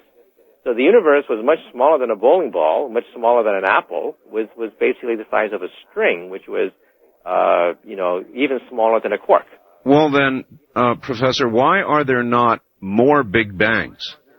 We think now, and this is the dominant theory, that there is a multiverse. We no longer believe in what is called the universe anymore. That there are more Big Bangs. That's right. And they exist in a sea of nothing. And we have, like boiling water, an infinite number of bubbles that are constantly forming in the ocean of nothing. Bubbles. And our universe is nothing but one bubble. Professor, on the bubble note, hold on, we'll be right back. Wow, I've always wanted to ask this, and now I have, and I think that I've got it. How about you? Everything we know, out to about 15 or 20 billion years, originally began, it is thought, with something the size of a quark. And then slowly expanding, and then all of a sudden, kaboom! And we have planets and suns and quasars and galaxies spinning, and we have mass all the way out to, 15 billion years or something. That's the Big Bang. And just prior to the top of the hour, I was asking Dr. Kaku why there are not more Big Bangs. In other words, if a Big Bang occurred once, then why not more than once? And you began to suggest, well then, yes, it has occurred more than once, but if I got it correctly, not in this dimension? That's precisely it. You got it. Imagine boiling water, which is a quantum effect, by the way. In boiling water, you start with nothing, and you heat it up until bubbles form, and each bubble expands very rapidly. Right. That, we think now, is the metaphor for the multiverse, a universe of universes, which explains what happened before the Big Bang. In other words, in boiling water, the bubbles rise, and each bubble is individual unto itself. That's right. The surface of the bubble is the universe. On the surface of each bubble, you can see galaxies and stars and quasars and what have you. That's the surface of each bubble. Each bubble is expanding. Right. Now, the question, therefore, is it possible to go between bubbles? If these Big Bangs are happening all the time in an ocean of nothing, then is it possible to slide across universes? Without getting boiled. Without getting boiled, right. The probability is very small. You would take a wormhole again, a little tunnel that to take you between one universe and another, and I don't expect to see one in my lifetime. However, that is a very interesting idea of sliding to parallel universes. So Big Bangs happen all the time, but not in our universe. They coexist simultaneously in another dimension. So it's one Big Bang per customer. That's right. And there is a Fox television program called Sliders. And if you saw the very first episode, a young boy falls asleep reading a book, and he puts the book on his chest. That book, by the way, is my book, Hyperspace. And so, in some sense, my book spawned a TV series. Did it really? No kidding. Called Sliders. And again, parallel universes sound like something out of X-Files or The Twilight Zone. No, not once you've explained it in the way you have. The boiling water is really a good analogy. Right. So in our universe, in our bubble, we don't see any other Big Bangs. There's only one Big Bang per bubble, right? But this explains, therefore, what happened before the Big Bang. Before the Big Bang, there was nothing. And I like this because it sort of combines the Judeo-Christian theory of Genesis and a beginning with the Buddhist theory of nirvana. There are some religions like Buddhism which say that there was no Big Bang, there was no beginning, no end, there's just timelessness, this ocean of nothing called nirvana. And then we have the Judeo-Christian theory of a Genesis, that a God says, let there be light at a certain instant of time. Yes, and according to you, the light is actually at the end of everything. That's right. And this merges these two ideas into one picture, so that there is an ocean of nirvana, of nothing with a capital N, but it's unstable. It's unstable because of the quantum principle. So in the beginning was the Word, and the Word was the quantum, which means that nothing is unstable. Okay. And it means that it begins to boil, just like water boiling, which is a very interesting quantum effect. And that one bubble was our bubble, and it's expanding at a very rapid rate, and it's about 15 billion light years across, the visible universe anyway, and it means that there are perhaps other bubbles out there. Now, you can calculate, as Stephen Hawking has calculated in his book, Black Holes and Wormholes, the probability of sliding from one bubble to another. All right, we'll get back to bubbles in a second, but before we leave our bubble, let me ask you this. If the Big Bang is as described, then I don't understand how galaxies come to be in collision with each other. In other words, we should all be blown out from the same central point at that instant at roughly the same acceleration. That's right. Then why would galaxies be bumping into each other? Because of random fluctuations. You realize that our galaxy is headed for a collision course with Andromeda. You know what? I just heard that the other day. I'm a little concerned about that. We're going to be colliding with another galaxy here when? In about 10 billion years. It's going to be a hostile takeover. Andromeda is much bigger than the Milky Way. We're going to be gobbled up, just like a big fish eats a little fish. Yeah, but weren't they talking about a smaller galaxy that is in very close proximity now to ours, that's about to collide with ours? I heard the other day somewhere there was a smaller galaxy. There are smaller globular clusters and smaller things, but Andromeda is the big one. It's about 2 million or so light years away, and it's gigantic, and it's much bigger than our puny Milky Way galaxy. So what's liable to happen when we collide with it? Well, we have beautiful photographs, again, taken by the Hubble Space Telescope, of colliding galaxies. And it's going to be a hostile takeover. The Andromeda galaxy is going to gobble up the Milky Way galaxy so that the night sky, 10 billion years from now, if you were to wake up and look at the night sky, you would see not just one sash of light, but two sashes of light. And this means that the two galaxies would collide, but it doesn't mean that stars are going to collide. Galaxies are basically made out of nothing, out of vacuum. So even though the two galaxies collide, it doesn't mean that stars are going to collide very frequently. They may only collide. Occasionally. Occasionally they'll collide. But gases are going to collide. And so we're going to have an enormous amount of hot gas that's colliding between the two galaxies. And that would be very, very bad for the Earth. Because it means that, for example, more comets could come tumbling back to the Earth. Comets exist in something called the Oort cloud, which surrounds the solar system. Yes, and Doctor, lately, we have been having all kinds of collisions. A giant thing came down and pounded Greenland. Another giant thing came down and exploded over El Paso with what they rate as kilotonnage. And these have all been recent. We've been getting all these fireballs recently, and as far as I know, we're not in the middle of any sort of meteor shower. Any idea what's going on? Well, our measuring devices are much more sensitive now. During the Cold War, the military kept much of this information secret. Well, they still are. Nobody said, alert up there in Greenland, something's coming. Right. And now that the Cold War is over, the satellite data is being analyzed by scientists, and we're shocked, absolutely shocked, that there are gamma ray bursters out there, huge, gigantic bursts of gamma ray energy outside the Milky Way galaxy. We think caused by colliding neutron stars, or perhaps even colliding black holes in outer space. And also, we have debris that hits the Earth, perhaps the size of a house, that creates a sub-kiloton nuclear detonation. Yes, sir. The equivalent of a sub-kiloton nuclear detonation high in outer space. Yes, indeed. They're much more frequent now than we believe, now that this military data is being declassified. And we realize that these explosions take place so far in the upper atmosphere that we don't feel any effects on the Earth. But our instruments and our satellites can very clearly pick up these sub-kiloton blasts. Again, a piece of rock the size of a house. Oh, they're picking them up all right, and they know they exist, but we're not getting any warning. Suppose something about the size of Mount Fuji instead of a house came along. Yeah, then we're in deep doo-doo, okay, because an object, as you know, hit Russia near the turn of the century. Tunguska. The famous Tunguska. Oh, they're different. Hit Siberia, and it gouged out it actually pushed an enormous amount of forest, pushed over the trees, just like a gigantic hand came down and pushed trees.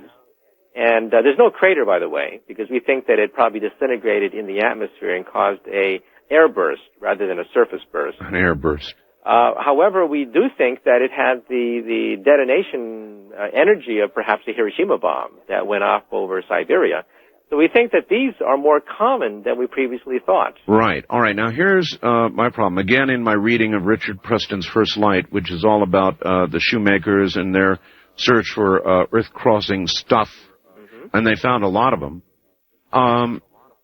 the word would seem to be that something that is on a direct collision course with Earth, to an astronomer, would appear like a star. In other words, there would be no perceivable lateral movement that they would detect. Now, obviously, this object, as it got closer and closer, would become brighter, and they might get lucky and detect the fact that, oh, gee, that shouldn't be a star, and it shouldn't be getting brighter like that. But generally, the theory is you don't see the ones that are going to hit you. That's right. And in fact, just a few years ago, two amateur astronomers in Colorado, two kids in college, picked up evidence of a meteor that was the size of a mountain, just coming by and grazing, the area around the Earth. So they would see a very tiny amount of lateral movement that you could catch on a photographic plate. Right, and they did it with, these are amateurs. And the United States Congress should pass a bill to make possible the systematic detection of these mountain-sized pieces of rock that just drift by the Earth and come very close to creating havoc. Because we're just playing the odds, all right? What? We're just playing the odds. That's right. However, on a scale of centuries, we do think we're going to have a repeat of the Tunguska incident, which means an area the size of a city could be wiped out if one of these mountain-sized meteors hits the Earth. And we know that house-sized meteors the size of a house, are much more common than we previously believed, because now we have all this declassified military data that's been coming out. And they are and they're beginning to assign kilotonnage. As a matter of fact, the one I believe that detonated recently over El Paso was nearly a kiloton, they thought. That's very conceivable. Yeah, that's pretty good size bang. But again, I say, nobody called officials in El Paso and said, hey, El Paso, we've got this warning for you, because they didn't know until it happened. That's right. There's almost no warning at all. No warning. Yeah. And in fact, when I was graduating from Harvard in 1968, the Harvard Observatory picked up an asteroid that was coming very close to the Earth and projected that it may actually hit the Earth in June of 1968, which was the day of my graduation. Huh. So it meant that perhaps there would be this huge fireball opening up over my graduation date, and I guess I would never get my diploma. However, it missed the Earth. It missed the Earth by several distances, from the Earth to the Moon. Several of those distances it missed. So we were lucky. However, we're not so lucky on a scale of meteors the size of a house, and on a much bigger scale, a meteor that's perhaps the size of a small city. That could wipe out humanity, just like one wiped out the dinosaurs 65 million years ago. Creating a virtual nuclear winter, that sort of thing. That's right. It hit the Yucatan, near Cancun. It hit the Yucatan Peninsula of Mexico. It came in from the south, by the way. We actually more or less know the angle at which it came in, and it blew all this fire into North America, which killed a Tyrannosaurus rex, by the way. The Tyrannosaurus rex was very comfortable in North America, and we think that they were probably burned alive when the comet came from the south, hit Mexico, and spewed its debris north over what is now the United States of America. And we see lots of charring, lots of carbon deposits as you dig deep under the Earth. If you just take a shovel and dig right into the Earth where you're standing, you'll hit the KT boundary. And the KT boundary... How far down, generally? It depends on where you go. In New York, where I am right now, in Manhattan, you'd have to dig pretty far.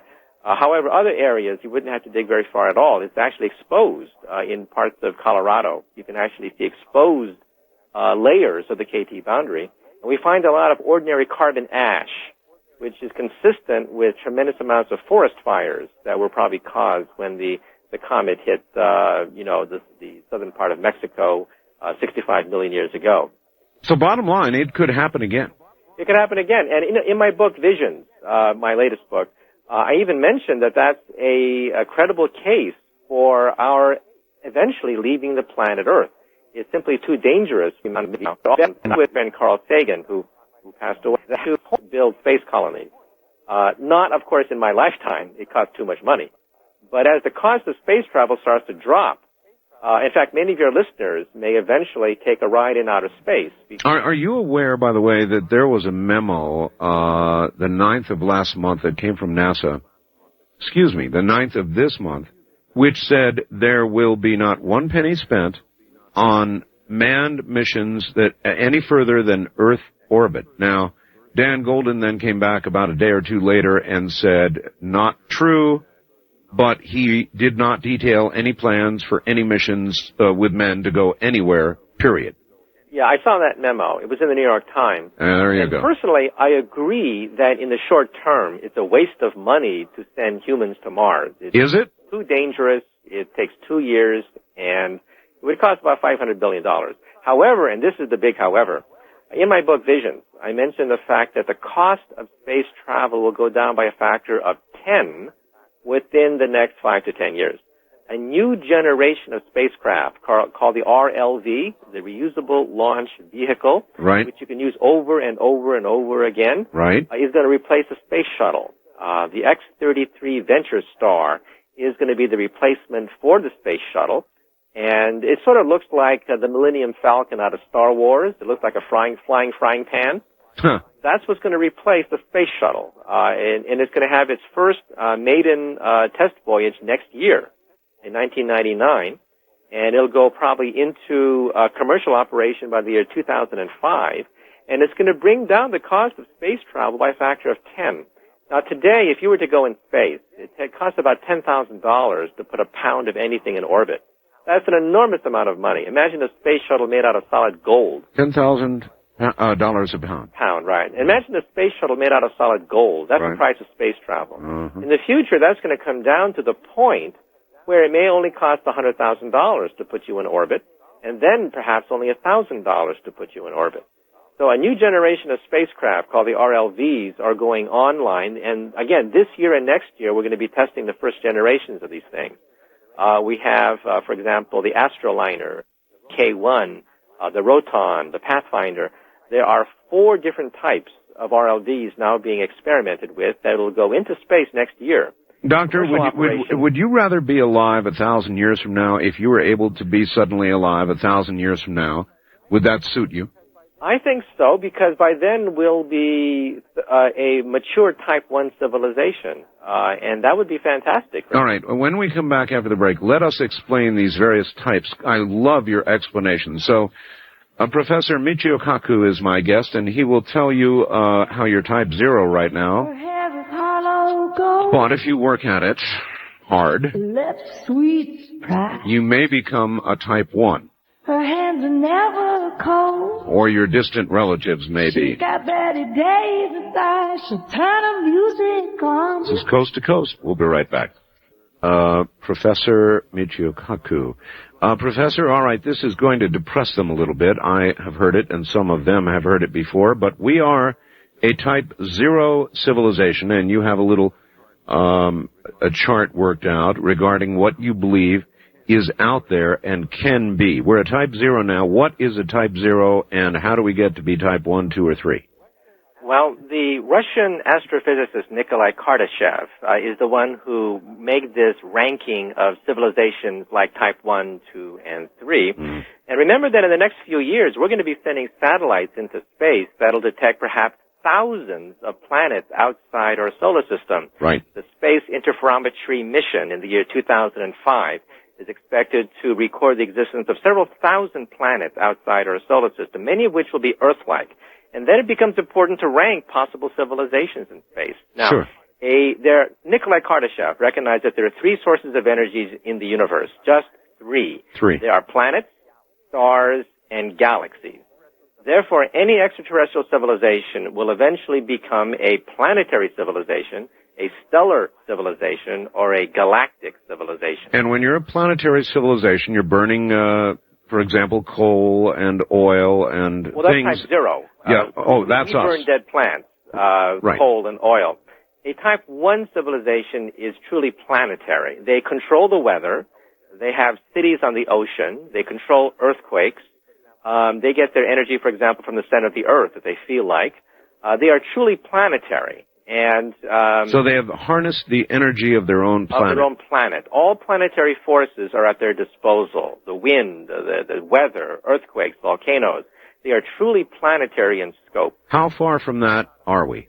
We are about 100 to 200 years away from type 1. Now, you can see it already now. The Internet, for example, is a type 1 planetary telephone system. We're going to have a planetary language. It's going to be called English. We already have English as the language of commerce and the language of science. Uh-huh. You have the beginning of a planetary culture with Arnold Schwarzenegger and Madonna. Oh my God, that's the culture of the future. And we have the beginnings of huge trade blocs, the European Union, NAFTA, gigantic trade blocs that are going to gradually create a planetary commercial system.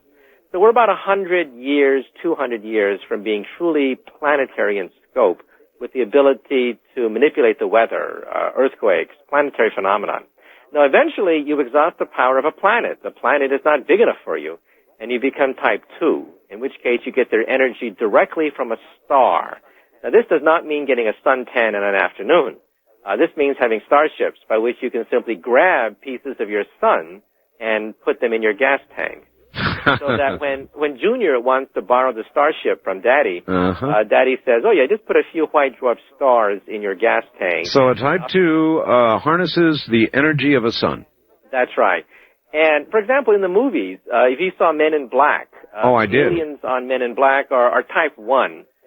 They still have a lot of their, territorial aggressions and a lot of fights among planets and what have you. That's type 1. Mm-hmm. Independence Day paints a dark vision of a type 2 civilization. The aliens on Independence Day are genuine type 2. They hop from star to star systems and gobble up type 1 civilizations for breakfast. By the way, before we proceed, I believe it was in Independence Day that they had the professor, and before there was any sort of, that was Mars Attacks. It doesn't matter. Whatever movie it was, the professor suggested that these beings, by virtue of the fact that they are so far advanced technologically, would be socially advanced to the degree that they would be in no way aggressive, no doubt adhering to something like the crime directive, and would come here and cure our ills if they came at all, but certainly wouldn't come here and do what was done in Independence Day. Is there any guarantee that progression to a type 2, 1, 2, or 3 would guarantee a passive nature?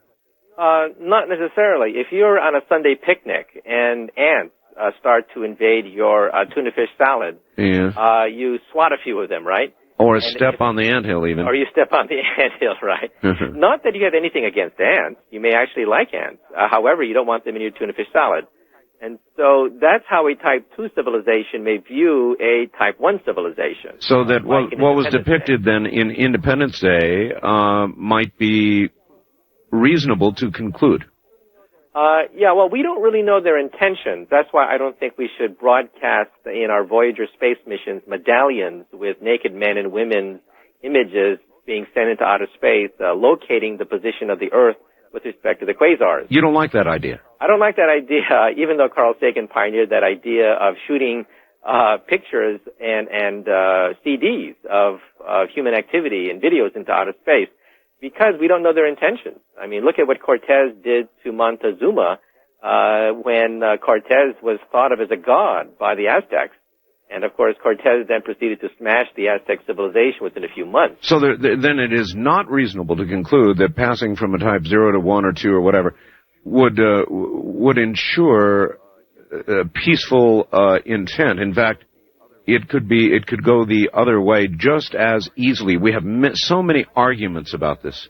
Well, I personally feel that by the time they reach type 2, they're probably not going to be as aggressive and as rapacious and as plundering as a type 0 civilization is that we see on the planet Earth. But they might destroy us as we would destroy ants. Yeah, by accident, because they would be so far advanced. For example, on Star Trek, we have the Borg. The Borg is a Type 2 civilization, and they eat Type 1 civilizations for breakfast, and they take all their technology and so on and so forth.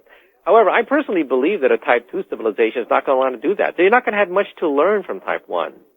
And so they may simply leave Type 1 civilizations alone rather than absorbing them like in Star Trek, okay? Or even being interested in them in any way. That's right. And then there's Type 3, okay, which is even beyond stellar, even beyond Independence Day. And these civilizations are truly galactic. They now have taken over huge portions of the galaxy. And their energy source is star systems and black holes, and that's what they use for energy. And if you take the United States of America growing at 3% GNP per year, right, and you just get a calculator, you can calculate at what point we are going to be Type 1, Type 2, and Type 3. It's a very simple calculation. I do it in my book, Visions, if you want to see how this calculation is actually done. And we have spoken before about this. The odds of Type 0s making it to Type 1, the odds are not good. They're not good. My personal feeling is that Type 0 civilizations are very cheap and common, and our galaxy may have thousands of them, just like what many astronomers predict mathematically. However, very few make it to Type 1, which is truly planetary, by which point there are no more wars of aggression. All right, now here's what I want to ask you. The Secretary General of the UN just came back from Iraq. Mm-hmm. It looks as though he has put together an agreement that prevents our attack on Iraq. Is that the mark of the beginning of a Type 1 civilization, the act of a Type 1? It could be. The precise governmental structure of a Type 1, we can debate whether it's going to be a federation or it's going to be... Well, I use the UN because it's the kind of organization that you're talking about, planetary. Yeah. However, you can see it already. I mean, almost everything that affects the United States is planetary. The Internet affects the United States. Commerce affects the United States. It's all global, okay? And you see now the birth pangs of a Type 1 civilization. You can see it right now. It's quite dramatic. And I'm very privileged to be alive right now to see the birth of a Type 1 civilization. Well, then, what do you say to the nationalists, the people who say, by God, this is America. America is not going to have anything to do with Bangladesh. We're not going to share the wealth. This is a rich and lucky and God-blessed country, and it's going to remain an independent, sovereign nation until time ends. Well, I have no problem with nations existing as nations. But remember, the nations are actually fairly young on the historical scale. Nations are only 300-400 years old. Even during the Middle Ages, there was really no such thing as Germany. There was no such thing as Italy. Italy and Germany are only a little more than 100 years old, in fact. Yes, but as a natural course of what you predict will need to occur to move toward Type 1, national boundaries will have to disappear. Not necessarily totally. It could be a federation of nations. Precisely how it's going to happen, we don't know. You mean like However, it's inevitable. Like a coalition? This is inevitable. It's going to happen. You know, already the United States is dependent on Asia. It's dependent on Europe. They are dependent on us. Witness the crash in the Orient stock. That's right. It's already beginning to affect the United States in terms of depressed prices for certain products, you know, dumping and stuff. Mm-hmm. So, and the Internet is the beginning of a Type 1 telephone system. That's what the Internet is.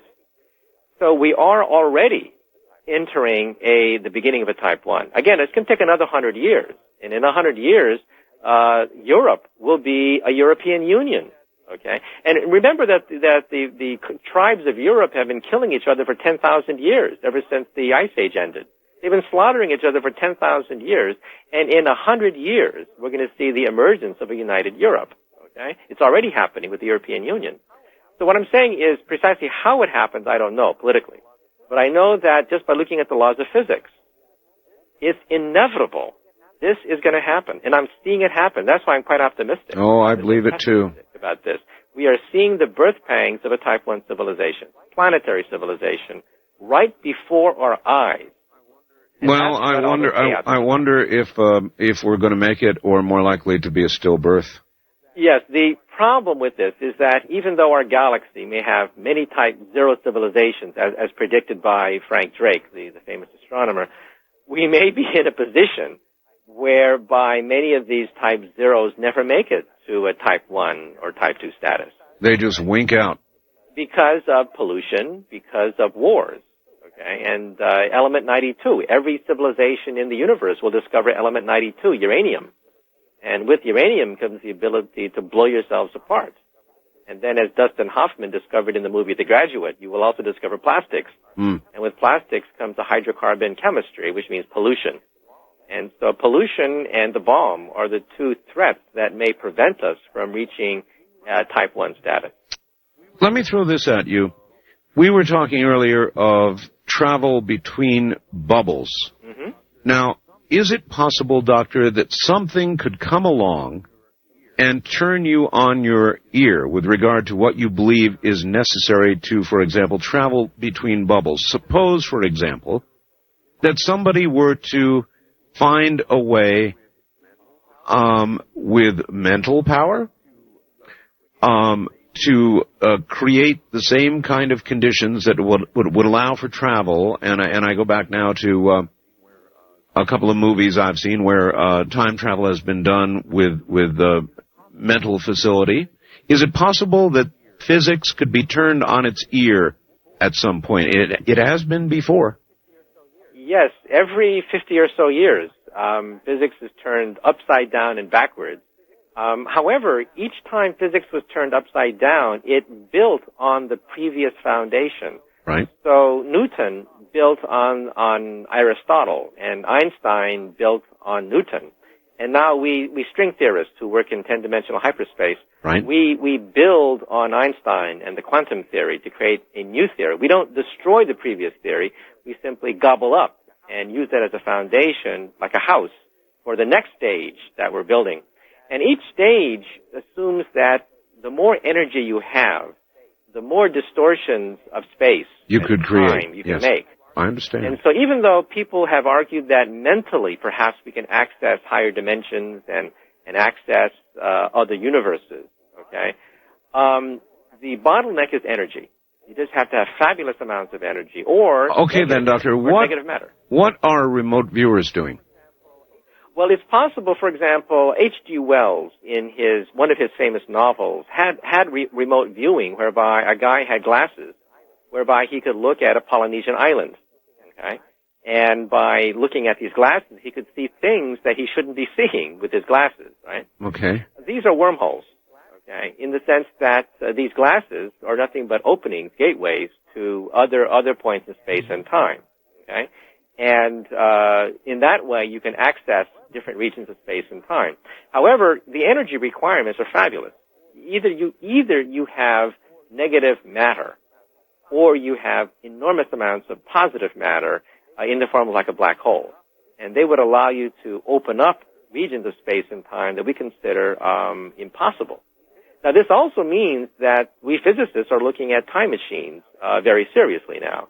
Now, at this point, you may think that we physicists have gone off the deep end, but there are now about several hundred articles published in Physical Review and other journals looking very seriously now at if negative matter exists. Right. We can access large amounts of positive matter, and you can bend space. Why not bend time as well? There was an article in Scientific American, just a few articles. Right, you've laid all the foundation for that with regard to mass and the bending that goes on, and I understand all of that. That makes sense to me now. So you're saying if we can find negative matter somehow or another, then without having to have a black hole and a wormhole and all the rest of it, we may be able to travel in time. That's right. Forward and back in time, Well, Doctor? it's easier to go backwards, but possible to go forwards as well. Now, Stephen Hawking used to laugh at this idea. He's since changed his mind. But he used to laugh at this idea by saying, well, I don't see any tourists from the future visiting my office. I mean, Right, where are the time travelers, right? Where are the time travelers, right? Sure. Well, he's changed his tune. 2 years ago, actually when I was touring England, he changed his mind, and the Sunday London Times interviewed me and asked for my impression. And I said, well, sure, the laws of physics are very clear on this point. It is, in principle, possible But practically speaking, it's not for us.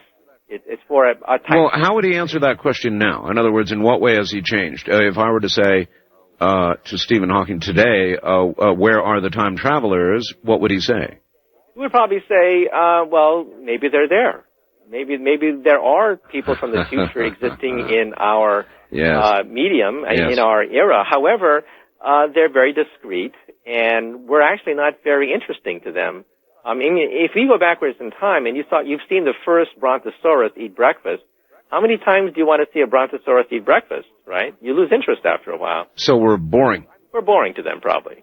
Okay? I mean, we're type 0. Would they be able to, assuming they could travel in time, let's make that assumption, would they be physically manifested here, or in many movies you see people who have traveled in time are unable to affect anything. They're virtually there, but they're invisible. They can't touch or move or change. They would be physical. They would have atoms and interact with our atoms. All right, then you could go back and kill Daddy. Before you're born. Yes, well, sure. That's right. There are two ways around this. Einstein said that time is like a river that meanders and speeds up and slows down. The new wrinkle in all this that's caused a flurry of papers in Physical Review magazine is that the river of time, Old Man River, may actually have whirlpools, or actually may fork into two separate rivers. Now, if Old Man River has a whirlpool, then you're talking about real atoms going backwards in time, bumping into other real atoms. Okay. And there are two ways to resolve the paradoxes of time travel, like when Michael J. Fox meets his teenage mother before he's born, and his teenage mother falls in love with Michael J. Fox. Right. How do you resolve that? There are two ways of resolving it. One is that time is a whirlpool, and you fulfill the past, that it was meant to be. The other possibility is that time forks, that you actually alter the past. And therefore, the river of time forks into two rivers, and you simply create a new bubble. But there would be there would then be the possibility, it seems to me, of a catastrophic fork. In other words, if instead of a small matter that would be resolved in time easily, you did something gigantic like killing Kennedy or preventing a war that should have been or starting one that shouldn't have been or whatever, then you create such a giant burst that everything blows up. No, it's smooth. The river of time does not end. You cannot dam the river of time. The river of time may have whirlpools and may fork into two rivers, but you can't dam it up. Okay? The river of time must go on, according to Einstein's theory, because it's a infinitely differentiable Riemann manifold. The point here is that by going backwards in time and saving Abraham Lincoln at the Ford Theater, or by assassinating Hitler before World War II breaks out, then another bubble opens up. That is another universe. The time splits into two times. And, all right, we'll pick up. We're at the top of the hour. Once again, relax. You've got several minutes. My guest is Professor Michio Kaku. I'm Art Bell. This is Coast to Coast AM. Except, of course, to slide between them is impossible for us. We're just too primitive to do that. There was a movie called The Langoliers. Did you ever see that? No, I didn't. Doesn't matter. It involved an airplane which somehow got caught in some sort of time,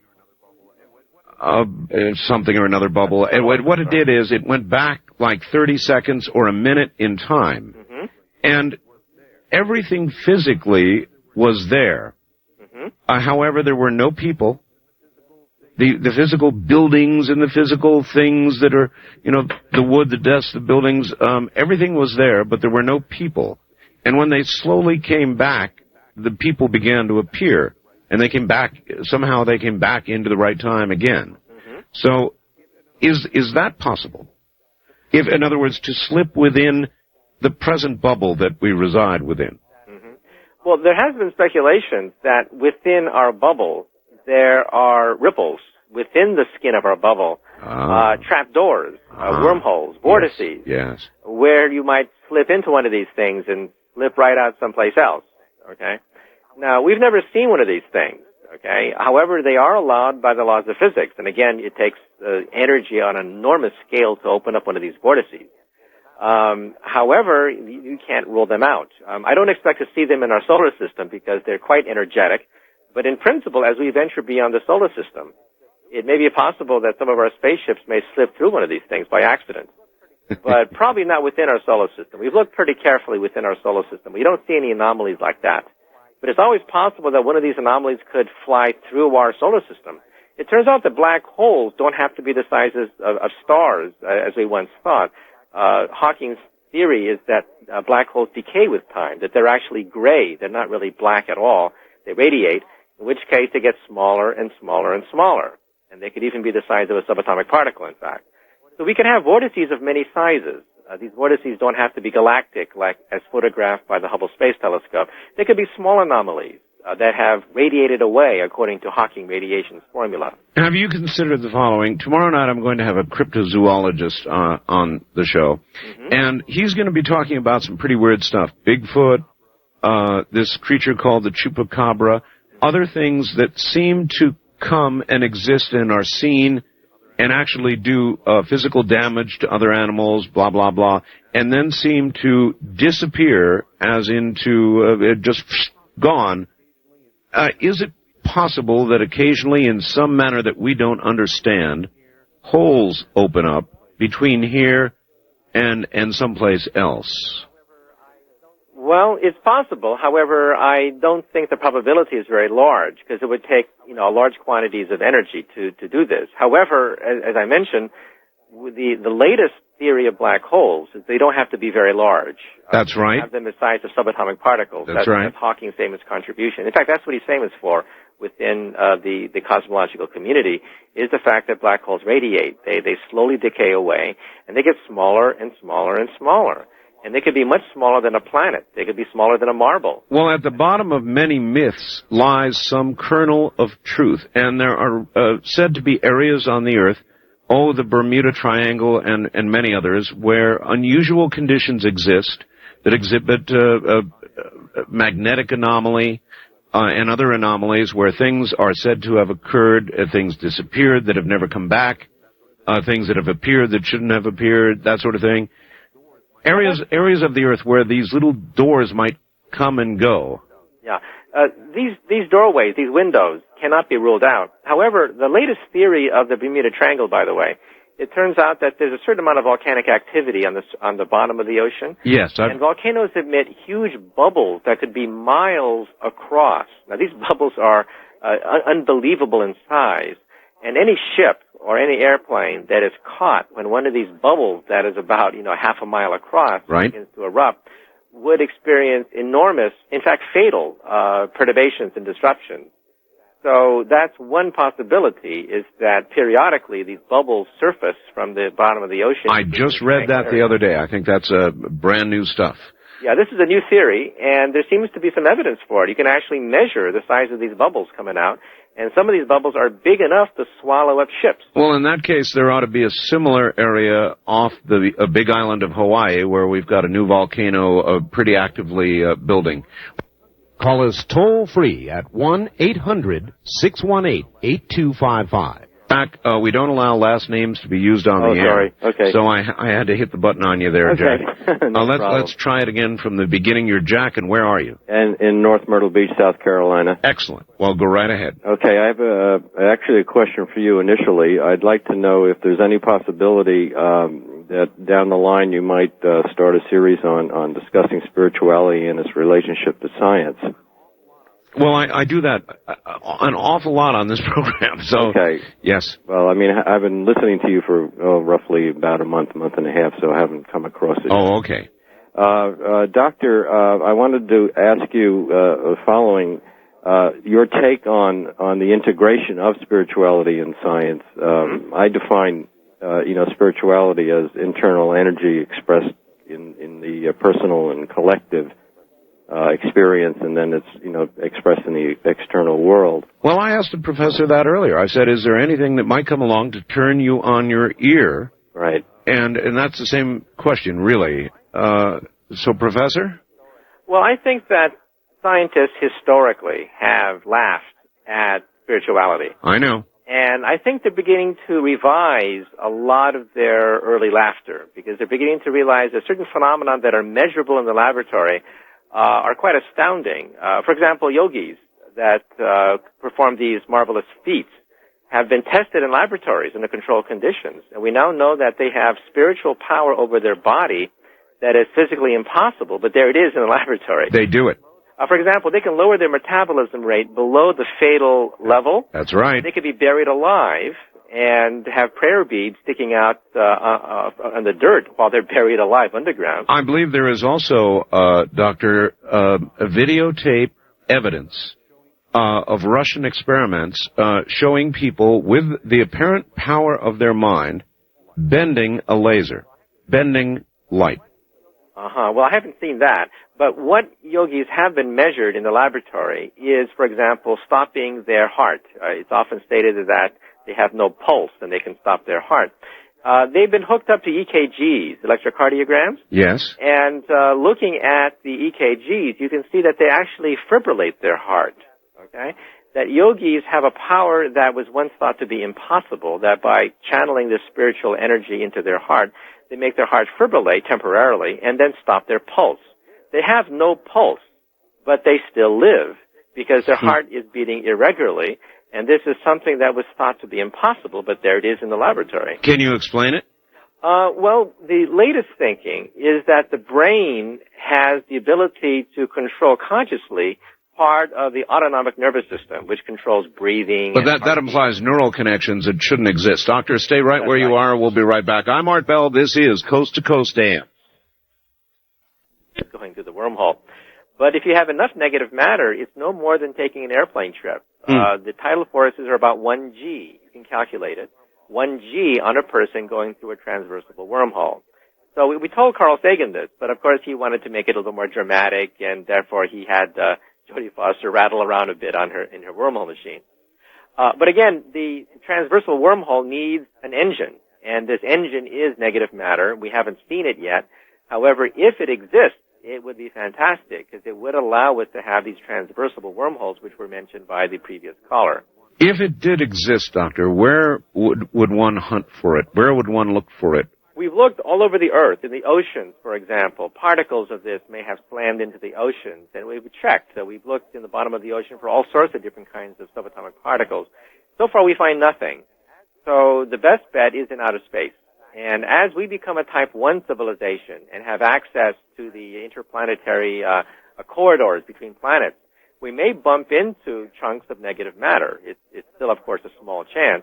But if we do, then, of course, it opens up another huge breakthrough in the annals of physics if we can ever find this material. And remember, antimatter falls down. It doesn't fall up. Antimatter is ordinary matter that has opposite charge. Negative matter falls up. So it's quite different from antimatter. I wonder if occasionally negative matter is in some way released and goes shooting, flying up like a beam, just off the face of the earth. Is that possible? Yeah, well, that's what would happen if you had a chunk of it. It would fly up at 32 feet per second squared. And it would leave the Earth's orbit very rapidly and drift in space, where, of course, gravity becomes attenuated by the inverse square law. But if something got in its way, like an airplane in flight, for example, right? What would the effect be? Gee, I don't know. You see, we have only the barest equations that allow for negative matter. How it interacts electromagnetically, we don't know. We don't know its electromagnetic properties. And that's what happened if you bumped into it. If you bumped into it, your electrons bump into its electrons, and then the electromagnetic force takes over. So we really don't know at that point. It's still quite hypothetical. However, the interesting thing is that this is the gasoline for a time machine. No, in the movie Back to the Future, they used plutonium in a DeLorean, and we now know that plutonium is not enough. My mentors at Harvard were the ones who built the atomic bomb. And even that is not enough for an engine, for a DeLorean to take you backwards in time. You really need either the power of a black hole or negative matter. One of the two. Well, I'm not, even plutonium wasn't enough for a DeLorean. West of the Rockies, you're on the air with Dr. Michio Kaku. Hi. Hi. My name is Jamie. Janie, hi. Hi. I'm totally fascinated with the conceptual thing of quantum and physics. And I wanted to ask you, Professor, if you've ever heard of, I guess they'd call it a scientific, or the scientist SOS, the number 137? Well, the number 137 is one of the magic numbers in physics. Yeah. Right, where it's dimensionless. It's a number that no matter. Well, what is magic about 137? 137th is the basic strength of the electromagnetic force. The charge of the electron squared is 1 over 137. And some people used to think that it was exactly 137. Now we know that it's actually probably an irrational number. But it's quite remarkable that 137 is the strength of the electromagnetic force. And it's 1 over 137 is quite small, and that's why we are able to solve electricity and magnetism quite well in our laboratories. If that number were to change, okay, all hell would break loose. All hell. If that number 137 were to change, because then electricity would become stronger or weaker. Atoms would fly apart. Matter would disintegrate as we know it. So thank God it's 137. But that is one of the famous magic numbers of physics. Okay, yeah, now we think we understand where 137 comes from, okay? If you believe in this hyperspatial theory that I talked about, it's called string theory or M theory. The latest issue of Scientific American has a whole article on this, okay? We believe that this 10 or 11-dimensional universe began to explode and then began to cool. And as it cooled, the other forces broke off, okay? It's sort of like ice freezing. It begins to crack. And these other forces began to break off. And light was the last force to break off. And because of that, it broke off with a strength of 137.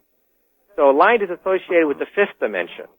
And because it's the last of the dimensions to break off, okay, it is the weakest, one of the weakest of the forces, with a strength of 137, which is dimensionless, as you pointed out. It's a dimensionless number. It doesn't have the dimensions of width or length or height or centimeters or grams. It's a dimensionless number. So it has to go back to the origin of the universe. That when our bubble was first created, it was created in hyperspace.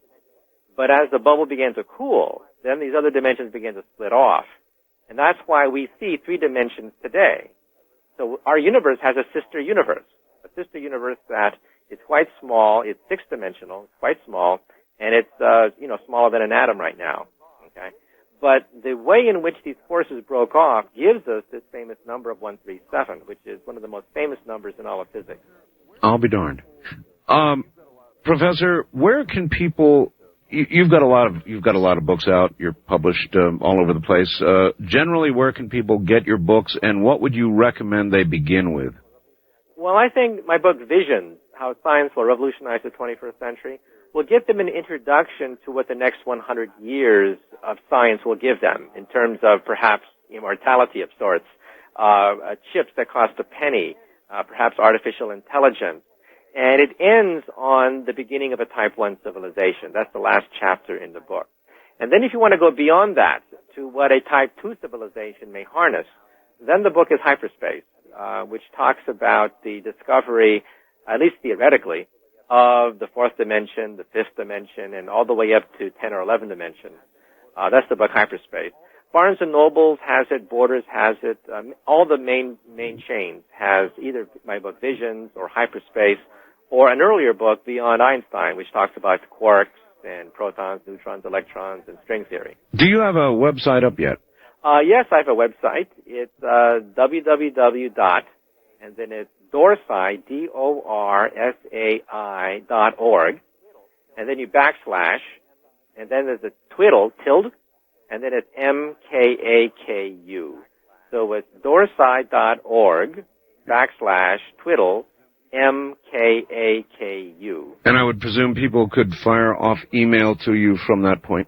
Yes, or directly at mkaku@aol.com. I know I shouldn't give this out, but I have an AOL account, and it's MKAKU. I have actually several email accounts at the university, but AOL is very convenient for me.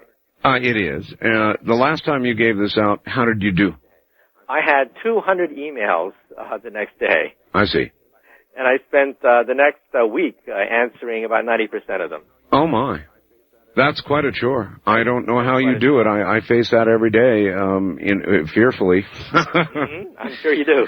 All right. Well, it sure has been a pleasure having you on the program. I know it's probably just coming up on 5 o'clock in the morning in New York. That's right. Do you teach today? No, I don't. Good thing you called me on a day that I don't teach.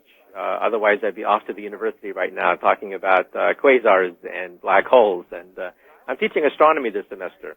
Oh, you are? Yeah. And I was getting tired of teaching elementary physics, so I put in for a new course called the Physics of Science Fiction, where I could talk about Star Wars and Independence Day and talk about real science through the movies. So the course got approved, and I've been teaching it for many years, and it's a lot of fun because a lot of kids get to realize that physics is not boring. Physics could be fascinating. It's the universe. It's the cosmos. What could be more interesting than that? Nothing that I know of, Doctor. It's always a pleasure to have you on the program. I really want to thank you for being here. Okay, my pleasure. Okay. Good night, sir. Okay.